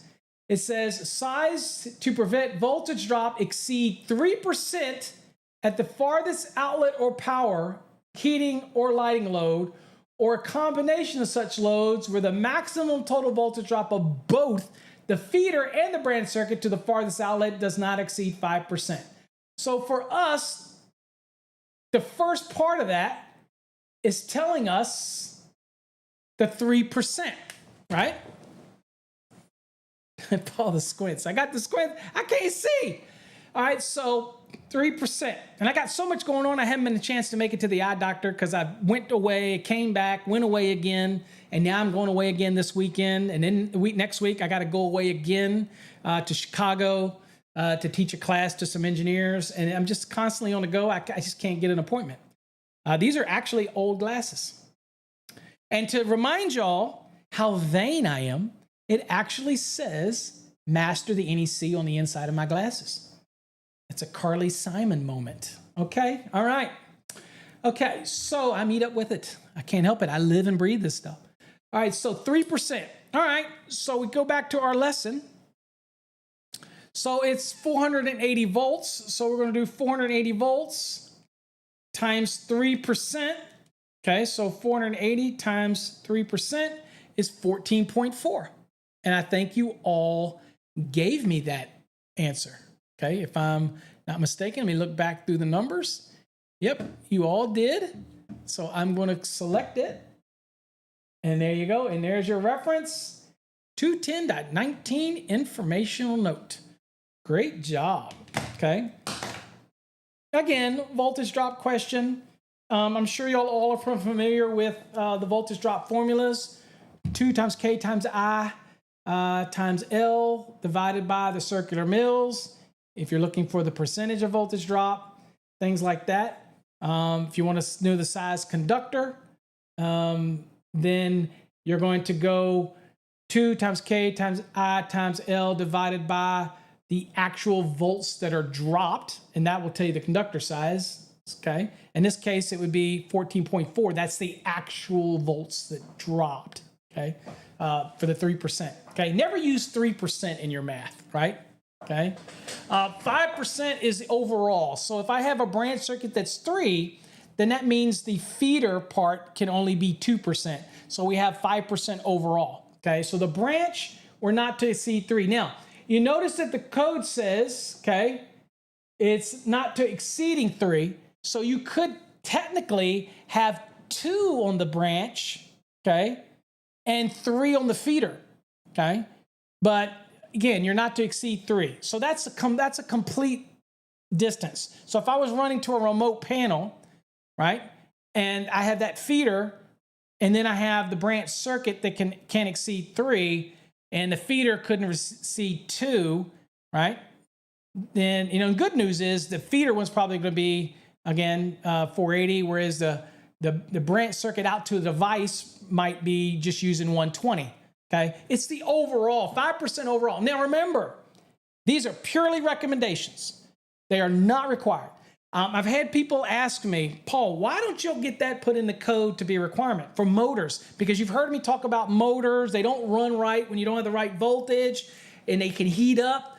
Well, the real reason is motors have overloads anyway, right? And so the National Electrical Code is a safety document. It's not an efficiency document. So at the end of the day, we have overloads to protect a motor. Okay. Now, trust me, I would love voltage drop to get in there because I sell wire. And that means that the wire would always be sized bigger. And so you'd have to buy more wire. Hey, ain't no shame in my game. I'll tell you. Buy more wire gets me a bonus. I'm just saying. Okay. So what's such honesty? Really? I'm just so honest. Okay. Back to the lesson. All right. Next question. Y'all ready? Got your code books? All right.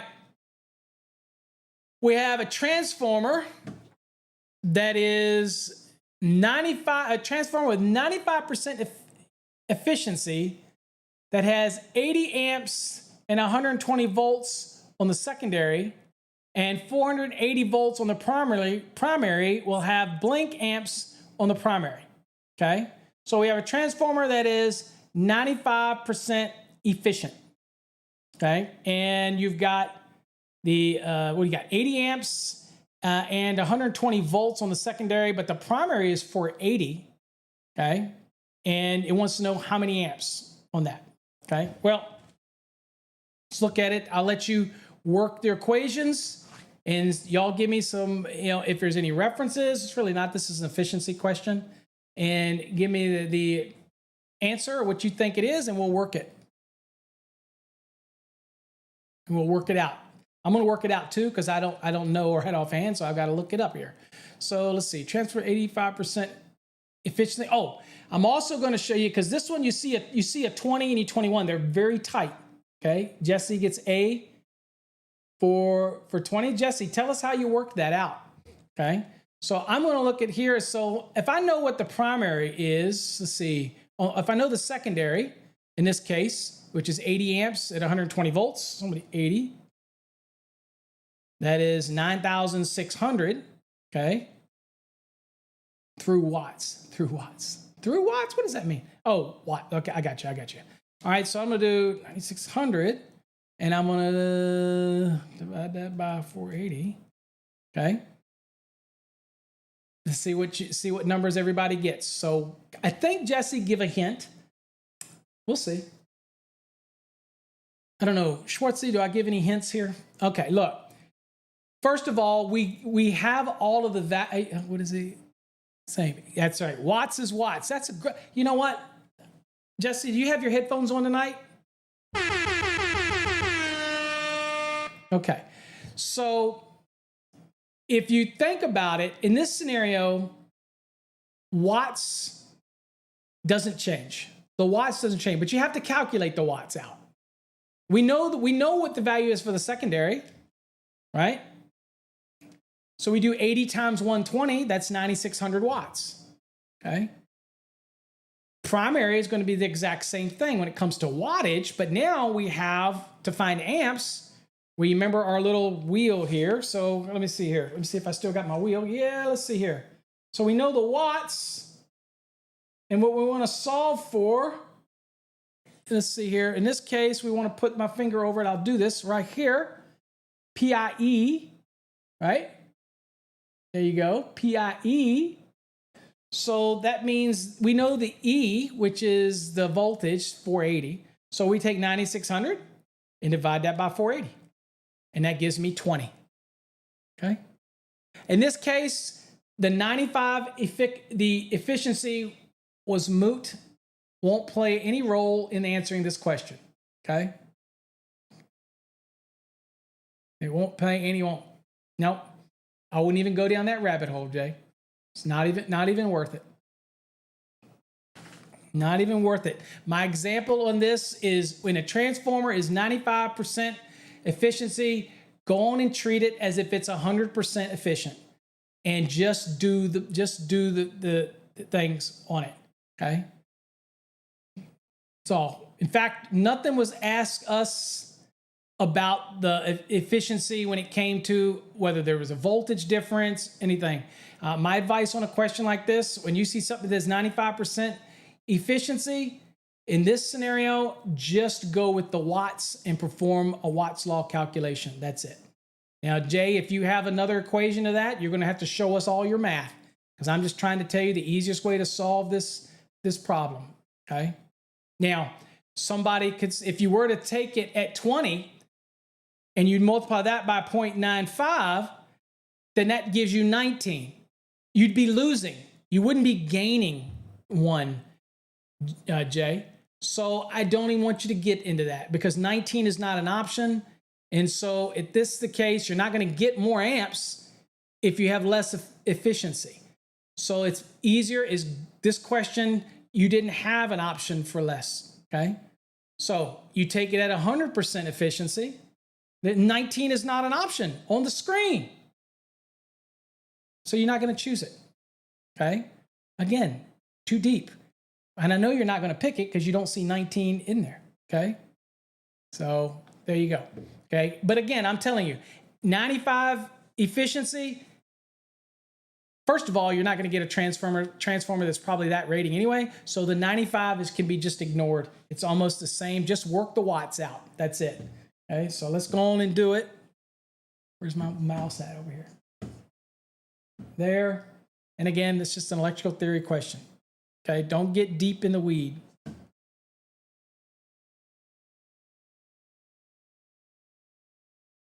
All right, y'all ready? Next question. You got your code books ready? You're going to need to look up some stuff here on this one. Let's see what we got here. If an 800 amp disconnect, oh, by the way, I need to mention you're going to get questions on exams that you don't like. Suck it up. You're going to get questions on practice quizzes that you don't like. Suck it up. Pick the best possible answer and move on. Okay? Don't dwell on it. All right, now, if an 800 amp disconnect is feeding 3 sets of 600 kc mil copper conductors, okay, telling you it's copper, with each set in a separate conduit. So, okay, so we have 3 sets, okay. The minimum size for the grounded conductor is, okay. Russ says, how often do you run across a question that doesn't match any 4? Exactly. I couldn't tell you, Russ. You just ran into one. It's probably going to be like that on an exam, but it's probably because you overthink it and come up with a number that's not given. What you've got to do is choose one of the questions that's given. And if you want to challenge it, you're going to lose, because the states are not going to want to. My experience is you can challenge it until you're blue in the face. Just choose the best possible answer. So if you think it was 19, what answer should you be choosing? Right? You should be choosing 20. Yeah, that type of thing. Okay? Most of the exams, they're going to have an answer they expect you to pick. Right? Okay. So let's look at this question again real quick. So what we've got here, folks, is we have an 800 amp disconnect, 3 sets of 600 kc mil. Each set is in separate raceways, and it wants to know what the minimum size grounded conductor is. Okay, so I see some references coming out. Very good. I'm liking some references. They're not fully, one of them is not fully complete, but all right, now we got multiple references now. We've got same references, but different answers. So we're going to have to look and see where everybody is on this. So here's what I like to do, though. Everybody immediately jumped to what is it? 250.102C1. How did you get there? Did you just get there because you knew to get there? How did you get there? What's your path to get there? Well, let me show you the path for those out there who want to learn this path. Let's go to the NEC. Okay, the first path, and the only reason I like doing this one is because I serve on this code panel, and I figured, what the hell? Let me indulge myself real quick. So the path to get there, or the direction, is 250.24. Okay, So we're looking here, and we're going to go down to D, grounded conductor brought to the service, right? And what does it say? It says blah, blah, blah, blah, blah. Ultimately, it says the grounded conductor shall be installed in accordance with 250.24 D1 through D4, right? You like my blah, blah, blah, right? Fast tax. All right, so then I go down here, and you're thinking, okay, which am I following? So here you go. So first of all, there's a parallel in 2 or more raceways. We can agree to that, right? Absolutely, we can agree. Next, it says, if it's in 2 or more, it says the grounded conductor shall be permitted in each raceway, and it shall be connected in parallel. So we got 3 raceways, so it has to be put in, what? 3 raceways, okay? So it says the size of each grounded conductor in each raceway shall not be smaller than 1 aught, and shall be sized in accordance with 250.24 D2A or D2B. Okay, so D2A says, and we're in 2023 code, by the way. You see this is all grayed out, but it's the same principles here.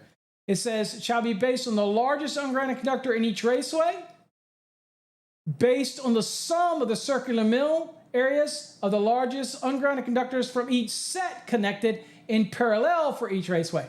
Okay, so this right here, we're going to be using the sum. Okay? All right, so we know what we're doing. We know that it can't be less than what?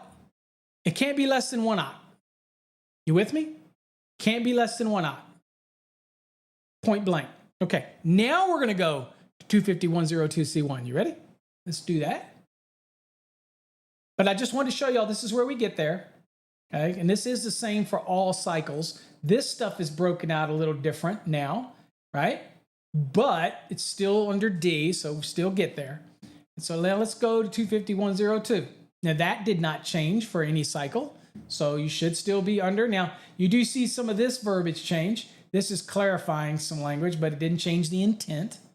All right, so we're coming down here, right here. So here's a table. So grounded conductor, right? Okay, so let's go down here. So first of all, it's based on the size of the what? The ungrounded conductor. So what do we have? We had, what do we had? 3 sets of 600, right? Okay, so it's 600,000 times 3 is 1,800,000 circular mil. Okay, so in that scenario, it is what? 1,800,000. So it says the size of the large underground conductor or equivalent area in parallel conductors. Right? And I think these were copper. So we're over 1,100, right? So we have a note down here. Okay. So if that's the case, then we had 1,800,000 circular mil times 0.125, so just 12.5%. And that would be 225,000 circular mil. But remember, we get to parallel that. So that 225,000 divided by 3 is 75,000. So then we got to go back to where? Let me know if you're confused. Okay, let me know where you're confused. So now we're going to go back to Chapter 9, Table 8. Okay, conductor properties. And we know that 75,000 would be a 1 because it's over 2 gauge, which is 66. So it would be a 1, right? So it would be a 1 in each raceway. However, what did it say about the paralleling rules? It says that it can't be less than a 1 aught. I'm still paralleling it, but it can't be less than a 1 aught. So the answer to this question is 1 aught. That's it. Okay, y'all see how that worked? You're allowed to parallel the grounded conductor, just like you're allowed to parallel the ungrounded conductor, okay? So once you come up with that value, then you just, based on how many parallels you have, you divide it by the number that you have. If it's smaller than 1 aught, the rules of paralleling say it can't be less than 1 aught, and the rules we just saw in 250.24 said it could be less than 1 aught in each raceway. So that's your answer. Okay, so go back to the lesson. I've been telling you that's about as tough as you're going to get on a question like that. So let's go here. There's your 1-aught, and there's your references. Okay? Anybody confused with that? Remember, because the value was over 1100, that's where we had to use the notes, and that's where we got the 12.5%. Once we had that 12.5%, that value, which was 225,000 circular mil, has to be divided amongst the 3 raceways because I'm paralleling it, right? God forbid I run 250, 200, 225 circular mil in each one of these raceways for a neutral. Hell no. I'm taking advantage of the paralleling allowance. Now, I can't make them 2 gauge. I mean, I can't make it a 1 gauge, but I'm okay with a 1-aught. And how do we know that's true? Come down here to the 1-aught. The 1-aught, oh, wait a minute, y'all aren't on the NEC, I'm sorry. The 1-aught, down here, the 1, which was 83, we had to use 1-aught, so that's 105,600. So if we took 105,600 times 3, that's 316,000 circular mils, way more than the 225. But because of the 1-aught rule, we're screwed. We have to do that, okay? So anyway, so let's go back to the lesson. Well, I shouldn't say we're screwed. That's not a good way to say that. Let's see here. What is it? Jose says, you just answered my question that calc using the circular mil to compare with the 12. Oh yeah, okay, good. Good. All right, let's go. Y'all are doing great. I'm telling you, these are tough questions. That is a tough little question because there's so many pieces in it. And on an exam, your head starts wandering. And you're like, you know, but that's the whole steps to answering that question. You did great. Thought y'all did wonderful. In fact, most of you got that one right. I just wanted to take you on that journey to 250.24 as well, so you know where it gives you the guidance, because that's where it reminds you about the 1-aught, even though that also reminds you in the paralleling rules of 310.10. I just thought it was nice to be on that journey and you learned something from that. Okay, let's do another one. Great job. All right. Next question, folks. A blank inch pull box is required for a straight pull where 3-inch EMT conduits are used. Okay, so it's already telling you that it's a straight pull, right? So that automatically should tell you that it's a box with a 3 coming in one side and a 3 going out the other side. So this is an example where they're not giving you a picture, right? But you have to look at it and visualize what they're asking you. Again, you can have these kind of questions on an exam. So I'm in my mind picturing, well, they say it's straight, so that means a pull's got to go straight through. Because if it didn't go straight through, then obviously it's not going to dead end. And if it went out the bottom, it would be an angle pull. It wouldn't be a straight pull. So this one tells me this is a straight through, right? And so what did we say earlier? Straight is 8, right? So it's simply 8 times 3, and that's 24, okay? And again, that is found in 314.28A1. So think straight is 8. Think angles with an S plural, right? Think of, I don't know where that reference is, 314.71A. I don't believe that is correct, Jesse, for this application. So think straight as 8 and think angles with an S as 6, okay? That type of scenario. Jesse says that's in 2023, is it? Jesse, you know how I love to prove you wrong, brother. So I'm going to go look. So here is it. I am into 2023, by the way. So I'm going to go look it just for Jesse. Okay. I'm going to go look and see if Jesse's right. Okay. So 314. Let's see. Jesse may be right. Maybe they changed it. No, Jesse. Still in 314.28. Okay. 71 is under pull boxes. That is over 1,000 volts. That wasn't our question. That's stated otherwise. It's not over, is it? Was our question about 1,000 volts? Let's go back. Nope. There was no question about over 1,000. So you never assume over 1,000. Okay. All right, it's kind of like copper. Never, copper's given. Let's see here. Use the exceptions. Usually on an exam, they might tell you to exclude exceptions. And if they don't tell you to exclude exceptions, then you better count the exceptions. But I know in Texas, I believe, up front, what they do is they'll tell you to not consider exceptions unless stated otherwise. Okay? That's kind of what they'll do with that. Walter, 250.66 is for sizing the grounding electrode conductors. That is from down to ground rods, ground rings, ground pipes, plates, all that kind of stuff. That's what 250.66 is all about, okay? Nothing to do with the grounded conductor, nothing to do with the supply side bonding jump side.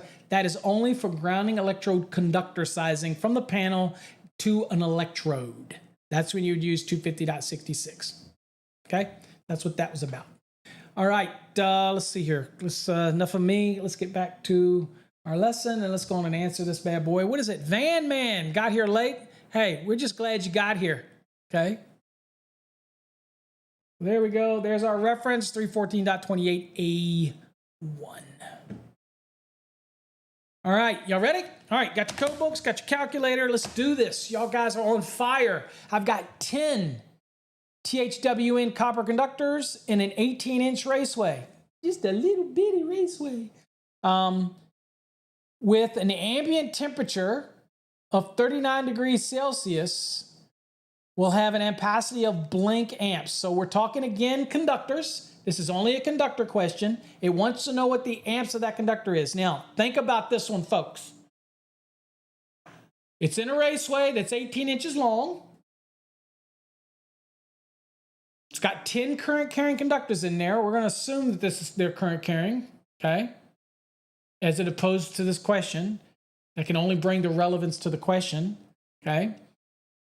So we've got 10 current carrying conductors in here, but we're going to see it says 10 conductors, so we're going to go with that. So one of the questions that we have here is, and to be honest with you, the current carrying part's not even necessary, so it doesn't even need to be here to answer this one. So for the next person that says, well, Paul, it doesn't say current carrying, it's irrelevant to this question. I shouldn't have given you that tip, but I did anyway, as Mike will say. So think about this question, folks, and work it out for me. And give me some code references, bruh. I want to see where you're going. Again, these are about, believe it or not, these are tough questions. And so what I tell people all the time, if you can make it through our Fast Trax program and you really buckle down and you put in the time that's necessary and you do all the units and you do all the practice questions and you do all these new ones that we've included, it's kind of hard not to pass. If you don't, it's because you didn't focus right and you didn't have a quiet environment or you got too deep in the weeds. And remember, once you get past the exam, sky's the limit. You can get as deep as you want. You can get meticulous as you want. But really, really, really, really focus. Okay? And then there's certain people that really do stress on exams anyway, so it doesn't matter. They kind of lock up. And that's not fair to your study because you're doing a good job, but some people lock up. They just don't do it. They don't test well. Hey, I see it all the time. I get guys that'll call me almost in tears, some of them in tears. And I'm like, it'll be okay. You'll get it. Relax. Don't give up. Sometimes the answers are right there. It's just they stress out and they lock up, that type of thing. But anyway, I've given you all enough time to try to answer this question. So I have 10 6 AWG THHN copper conductors in an 18-inch raceway and an ambient temperature of 39 degrees Celsius. What is those 6 AWG THWN? What is their ampacity going to be? Russ, you know what I'm talking about. It can happen.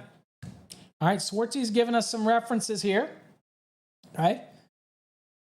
So I'll let this go too long, but I'm going to work this out. Okay, Daryl has an answer. He's given us an answer. Okay, anybody else ready? Daryl says it's 75. Okay. All right. I'm gonna tell Daryl that he's not correct, to give him another shot at it. Okay. How about that? And we'll see where we come out. Let's see what happens. Maybe the question's wrong. Hey, it wouldn't be the first time. Okay. Let's work this thing out. All right, I got enough answers here. It looks like everybody, okay, Jess, Jose's got an answer I like. Okay. So let's look at it and see how we work this thing. I'm not sure I like the B2 part, but we'll work it out. It's all right, Daryl. Hey, it happens, brother. Oh, Jesse's got some. Okay, so let's work this out. All right. So the first thing that you want to do on this and be very efficient on an exam is look at this. First, you got to realize something. That 18-inch raceway doesn't matter. The other thing to remember is that you hear the word nipple talked about a lot, but a nipple is still a raceway. Okay? So don't get hung up on that. The next thing is, because it didn't say current carrying, you really can't, the question isn't about how many I can put in this raceway, because it is a nipple. So the first thing I'll say, let's do, okay? Yeah, he said nipple. I'll go to the Chapter 9, Table 1, real quick. Doesn't matter. Really doesn't matter, Russ. See, there's an example, Russ, getting in the weeds. The whole question didn't say a thing about raceway fill, so we really don't care about how big the raceway is. See how quickly that can happen, Russ. This question, you could go down a rabbit hole, but I'm going to show you why. Let's go to the NEC. It's very easy to do, Russ, so you're not alone with that. All right, let's go down here, and we're going to go to Chapter 9, Table 1, and here's where we're at, right here first, okay? Yeah. So in this scenario right here, I want to take a couple things. Let's talk about for fill. All right, so the first thing that we're going to look at is we're going to look at some values here. So let's go down here. So we're in the percentage fill, and I want to remind us, let's go down here. Let's see here. Let me find it here. I'm squinting. Yes, no comments from the peanut gallery. All right, right here. So let's look at item number 4 first. Here's what it says. Where a conduit or tubing nipple, not including connectors, having a maximum length not exceeding 24 inches, and of course ours isn't, it's 18, okay, are between boxes and cabinets and closures, it says the nipple shall be permitted to be filled 60% of their cross-sectional area, and 310.15C1 adjustment factors need not be applied. That's for the number of current carrying conductors, okay? So this wasn't a fill question, so we don't care that it's filled 60%. We could care less. That's a different question. We also don't need to worry about the adjustment factors for number of current carrying conductors. Why? Because Note 4 says that you don't have to worry about it because it's not over 24 inches.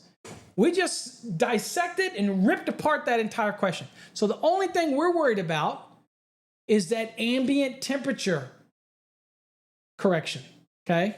We're not worried about the adjustment. We're worried about a correction, okay? So in the code, let's go back real quickly.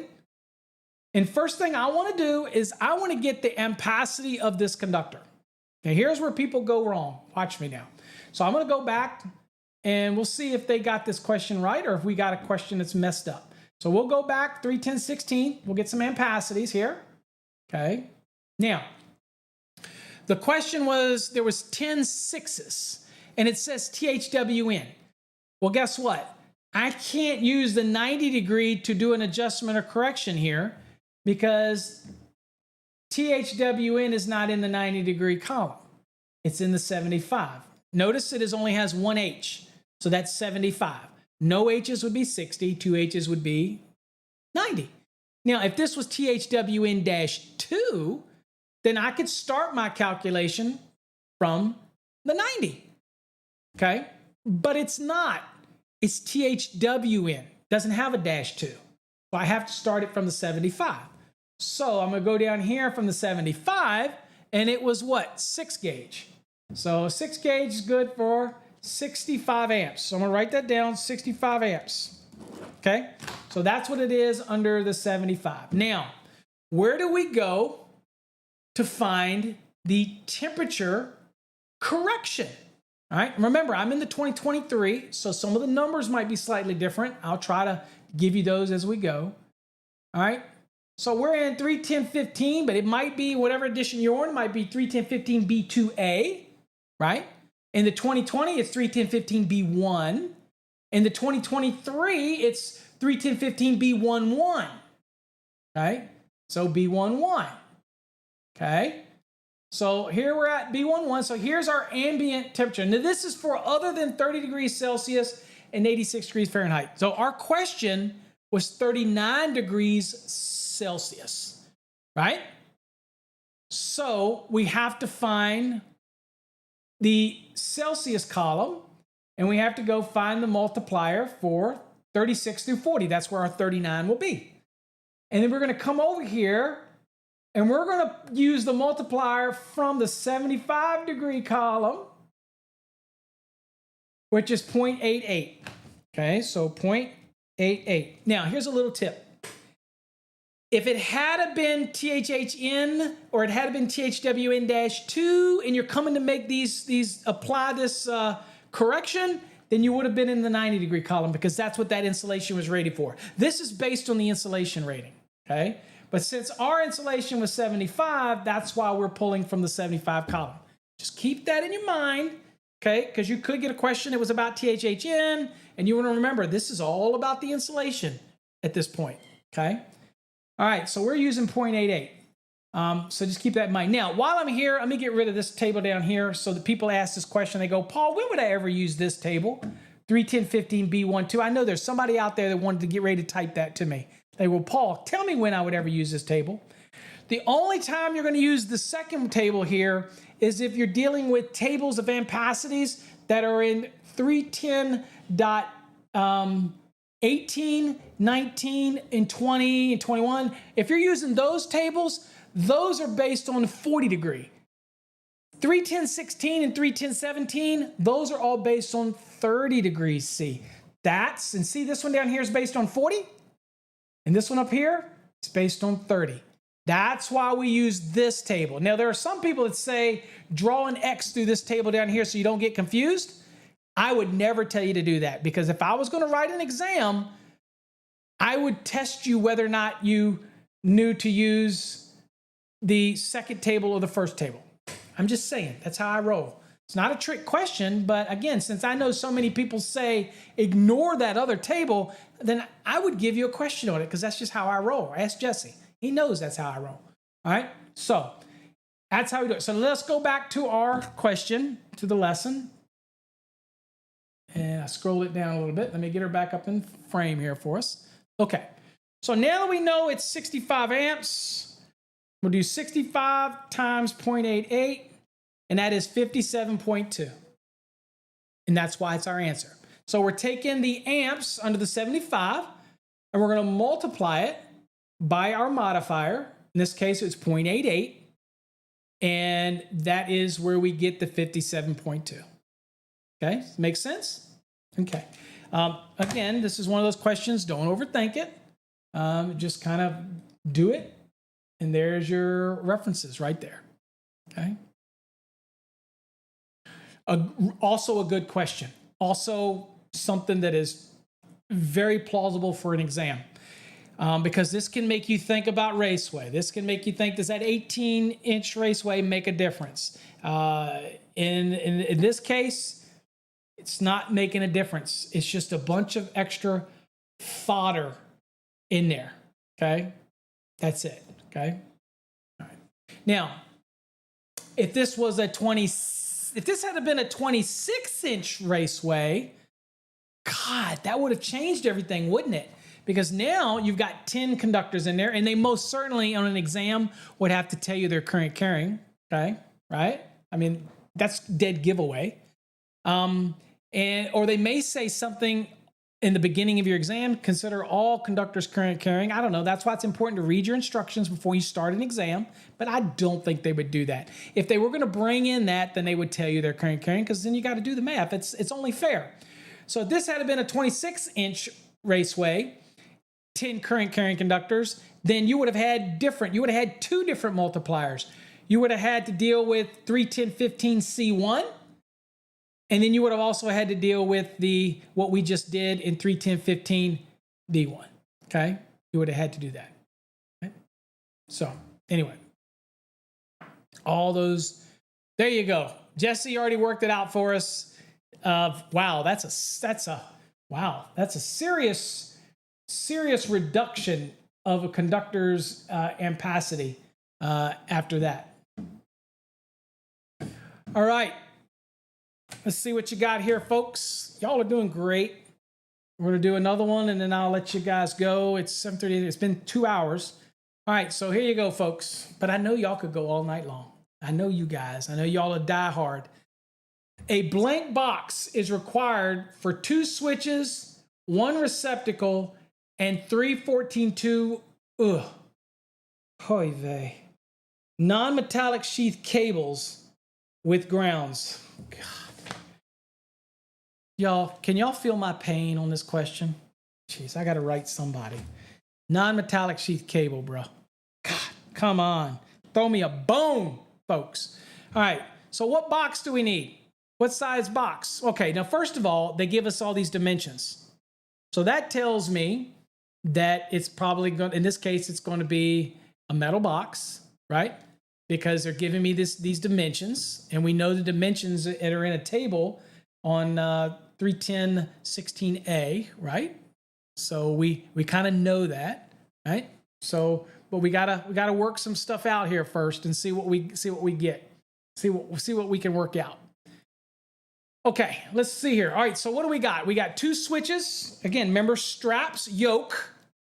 Okay, so 14 is the largest conductor in here. So we got to go see what the cubic inch is for a 14.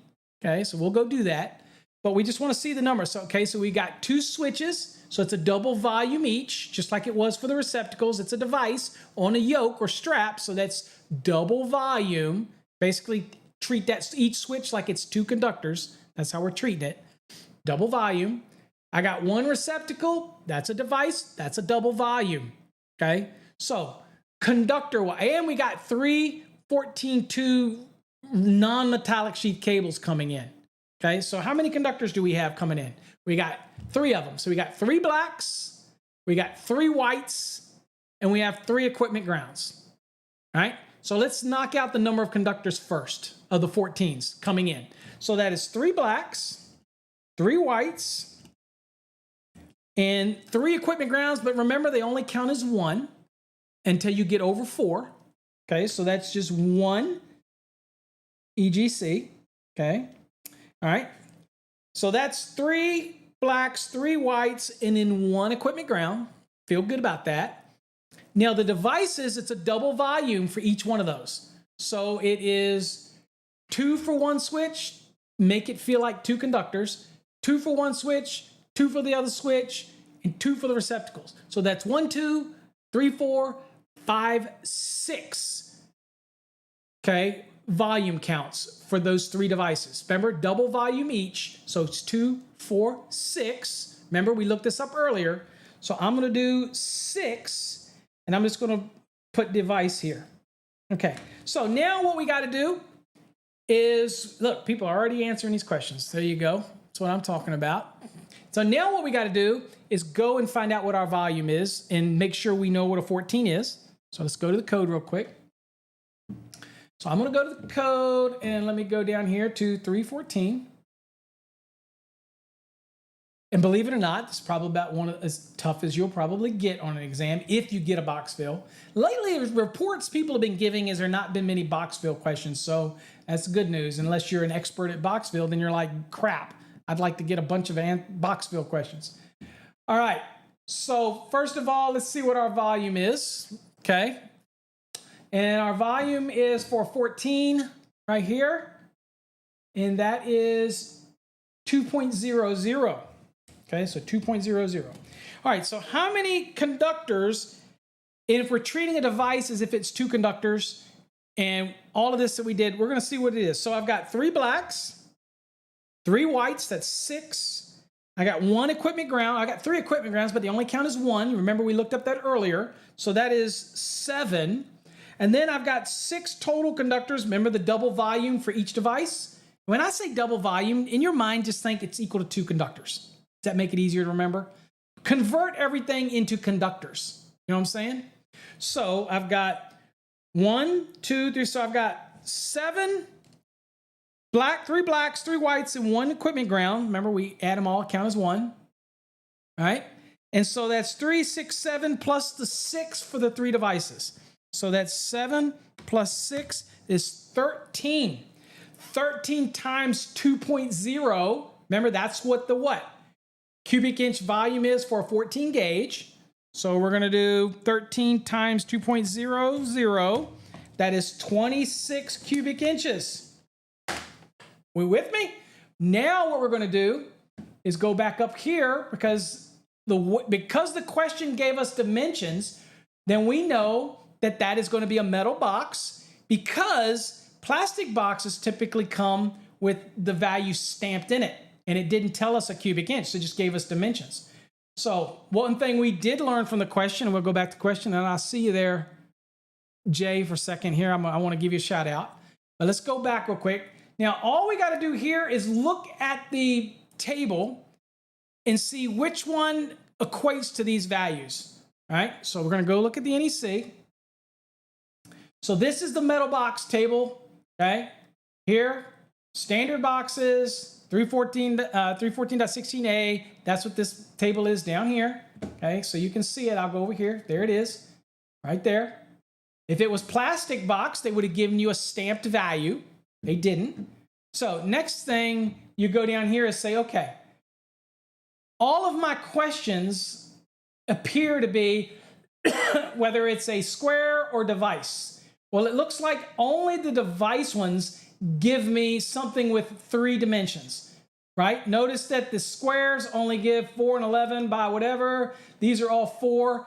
These are 3 by, and everything gives these dimensions down here. So looking at the question, and again, we're doing deductive reasoning here. It seems like everything is either 4 by 3 by. So the easiest thing to do is look at each one of these and see which one can handle 26 cubic inches. So we'll look at a 3 by 2 by 2, okay? Again, and it's asking about a box, okay? So let's go to the lesson. Remember, the first one's 3 by 2 by 2. So let's go to the NEC. All right, so here's a 3 by 2 by 2, right? It's only good for 10 cubic inches. The next one that we had was a 3 by 2 by 2 and a quarter. And you'll do this on the exam quickly. You'll look down real quick. You got it right in front of you. I just have to switch screens because I got it on separate screens. All right. So the next one is 3 by 2 by 2 and a quarter. So that would be this one. 3 by 2 by 2 and a quarter. Well, that's good for 10.5. Okay. Look like that's going to help us any. All right. Let's go back to the lesson. All right, the next one is, it seems to be that this one is 4 by 2 and an eighth by 2 and an eighth. Okay, so let's go by, so that's down here, right? And let's see, 4 right here. So this looks like this is 4 by 2 and an eighth and 2 and an eighth, okay? And let's go down here and see what size this one would be. So let's see here, this would be 4 by 2 and 2 and an eighth. Let's see if we got in here. Let's see here. So, where are we at here? 4 by 2. Here we go. So this one looks like it is 14.5. It looks like, right? That ain't gonna do us any. That ain't gonna do us any good. All right. So the next one is 3 by 2 by 2 and 3/4. And let's go back and look. Let's see here. 4, what is the last one? 3 by 2 and 2 and 3/4. So 3 by 2 and 2, this one here. And that looks like that is 14 cubic inches. So on the surface, unless this question is convoluted, I think that, let's go back, that we have found a question that I don't like. Let's go back to, oh, y'all are still in the lesson. I'm sorry. Let me go back to the NEC. So I looked at each one of these, right? And I don't see any of these values on any of these that would work. Okay, I really don't. The 4 by 2 1/8 by 2 1/8 is the closest, and that would be like 4 by 2 1/8 and 2 1/8 right here.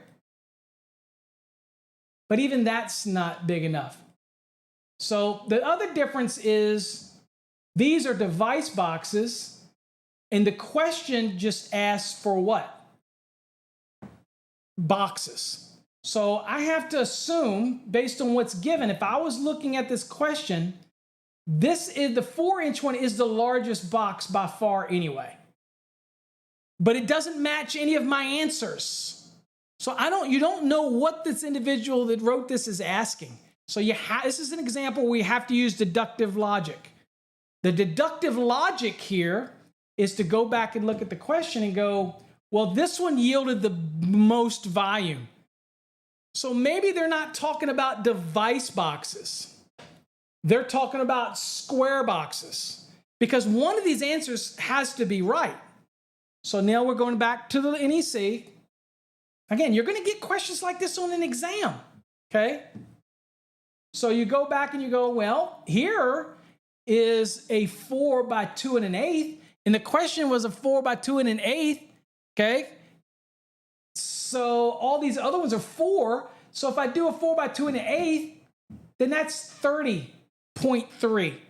Well, 30.3 can handle 26. So deductive reasoning is, if I've got to pick a box and I'm on this page, the only box that I could choose is not try to determine whether or not they're talking about a device box or they're talking about a square box. And in this case, they gave us 3 values. The 2 1/8 depth is not helping us anywhere, right?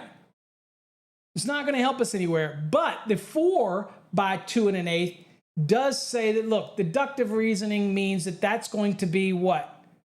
The box that I would choose is the best possible answer. You with me?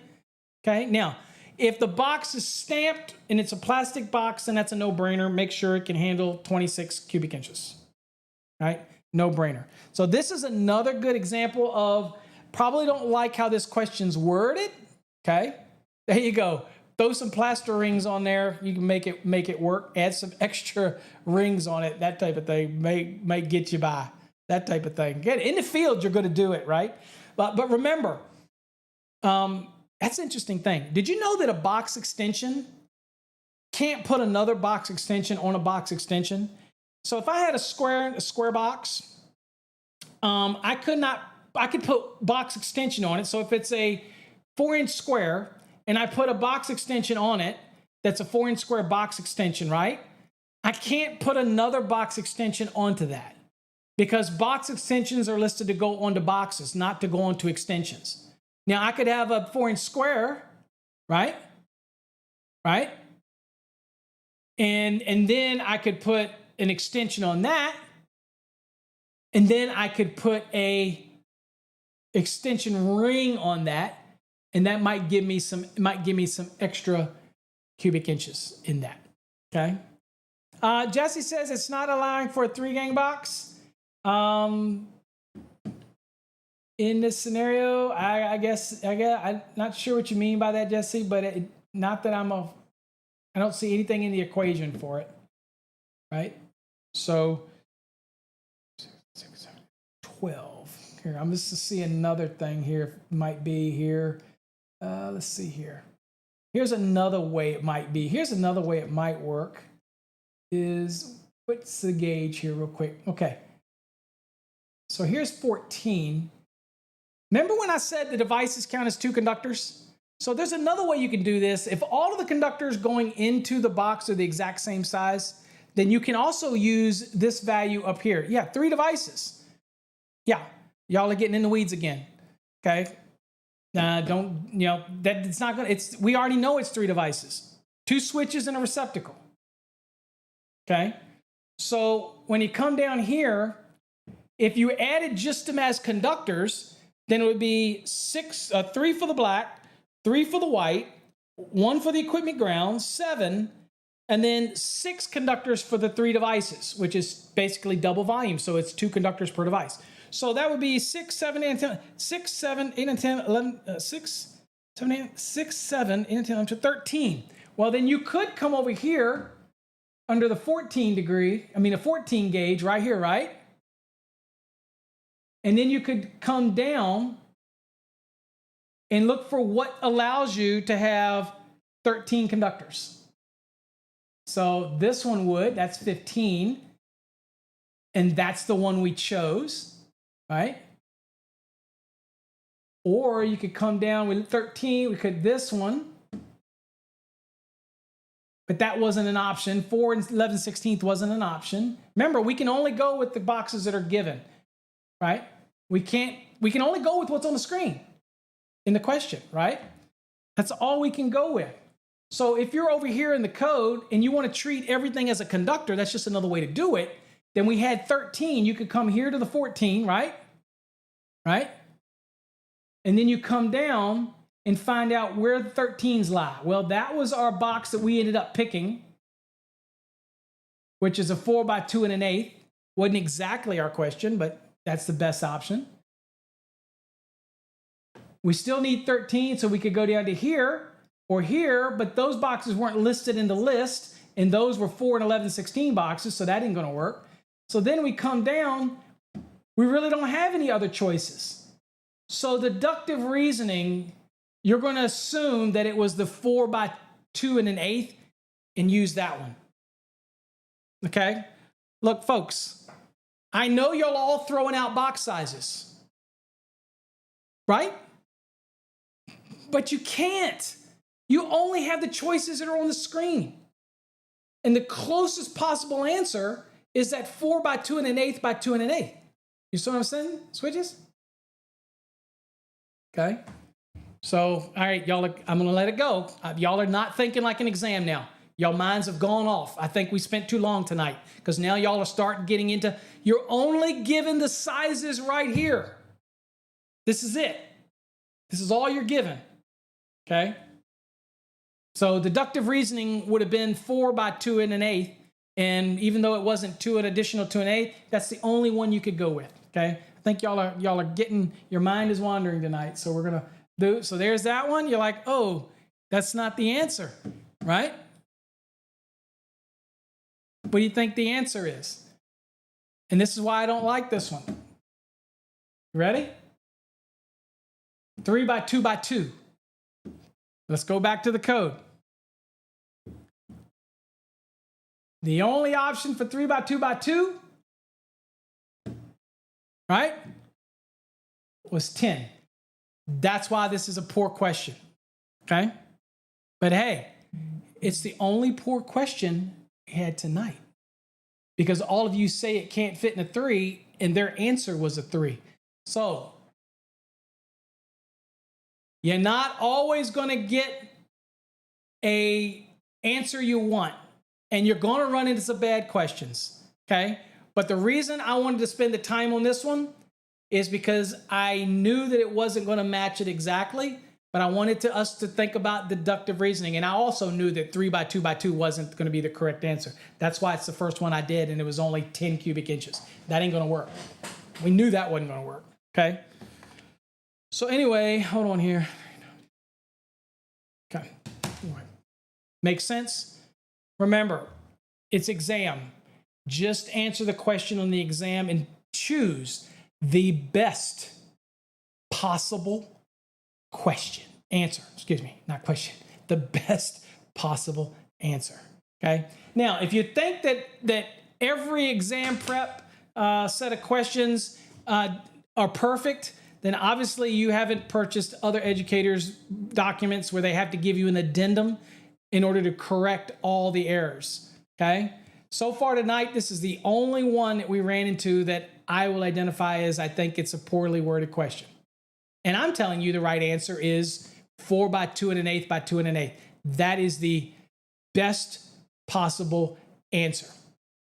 Just saying. We already know this one's wrong because there's no way it's 3 by 2 by 2. We already know that, okay? All right? All right, folks. Let's come back to me. Hopefully you got something out of that tonight. And that wasn't really a trick question. That was a dumb question, and there was errors involved in it. But what a way to end, right? On a dumb question. Okay. All right. Let's see here. All right. How about this? Do y'all want to do one more?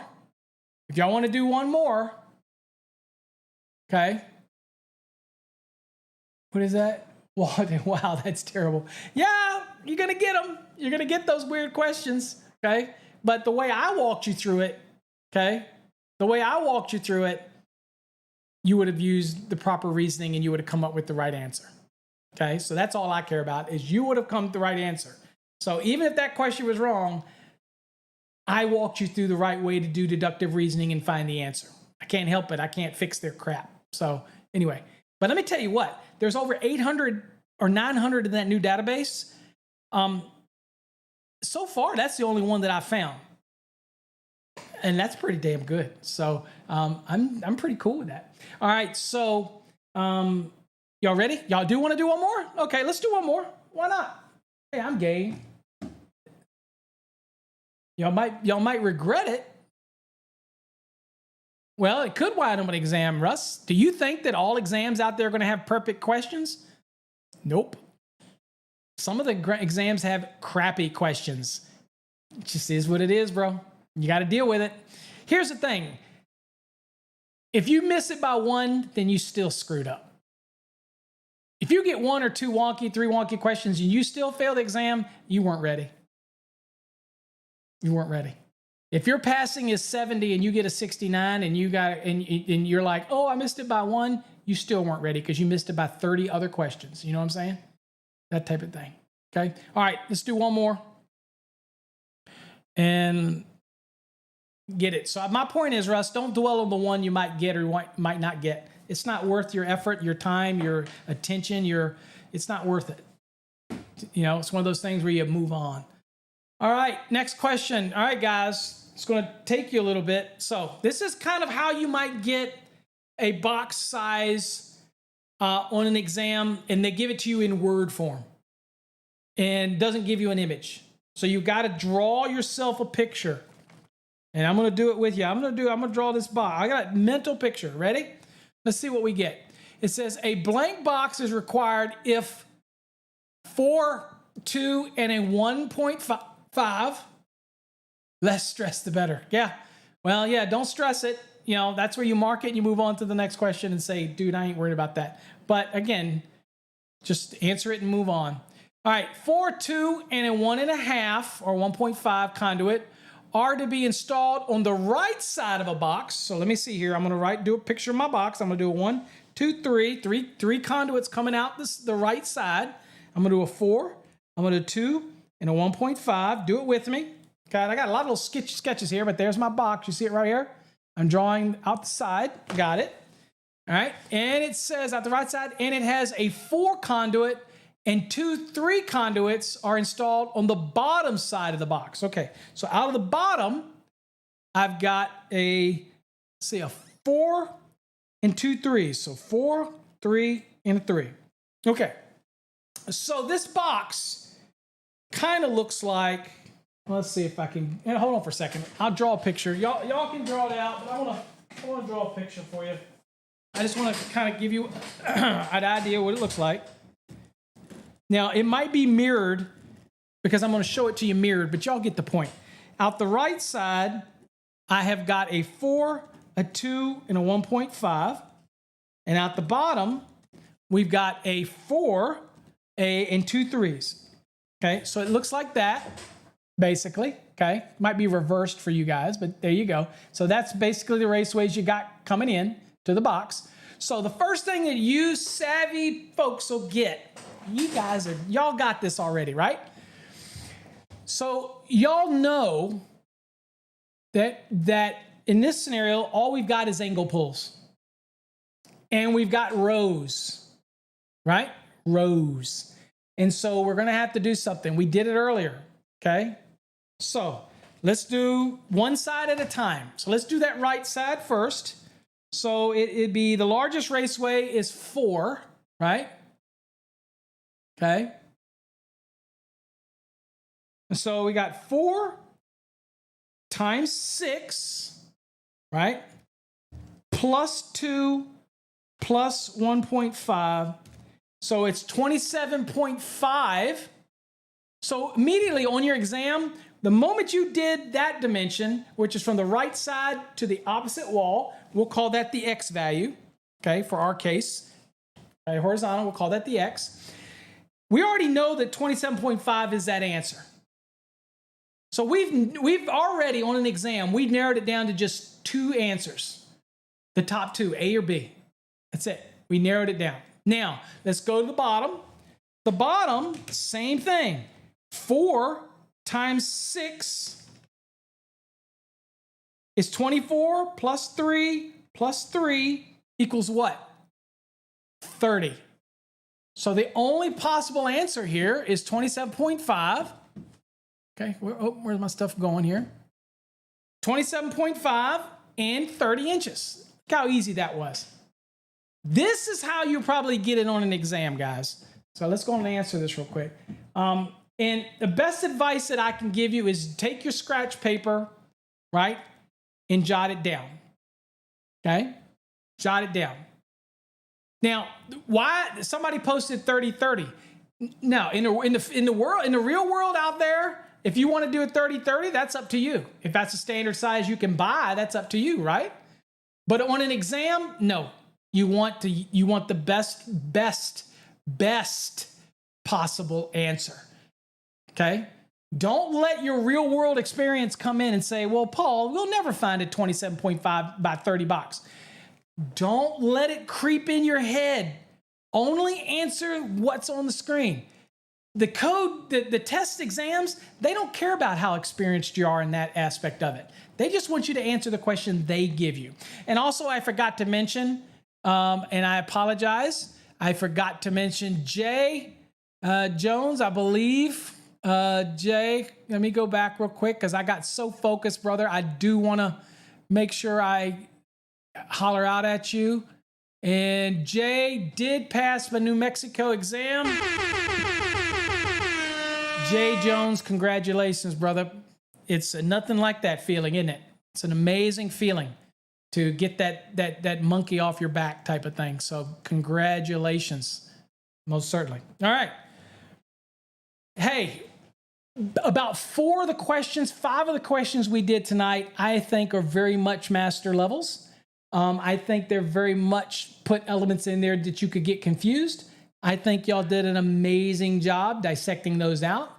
I think at the end of the day, you got this. If I can get you to really remember that all you're doing is answering the question on the exam, leave your knowledge as far as practical sense, leave that at home.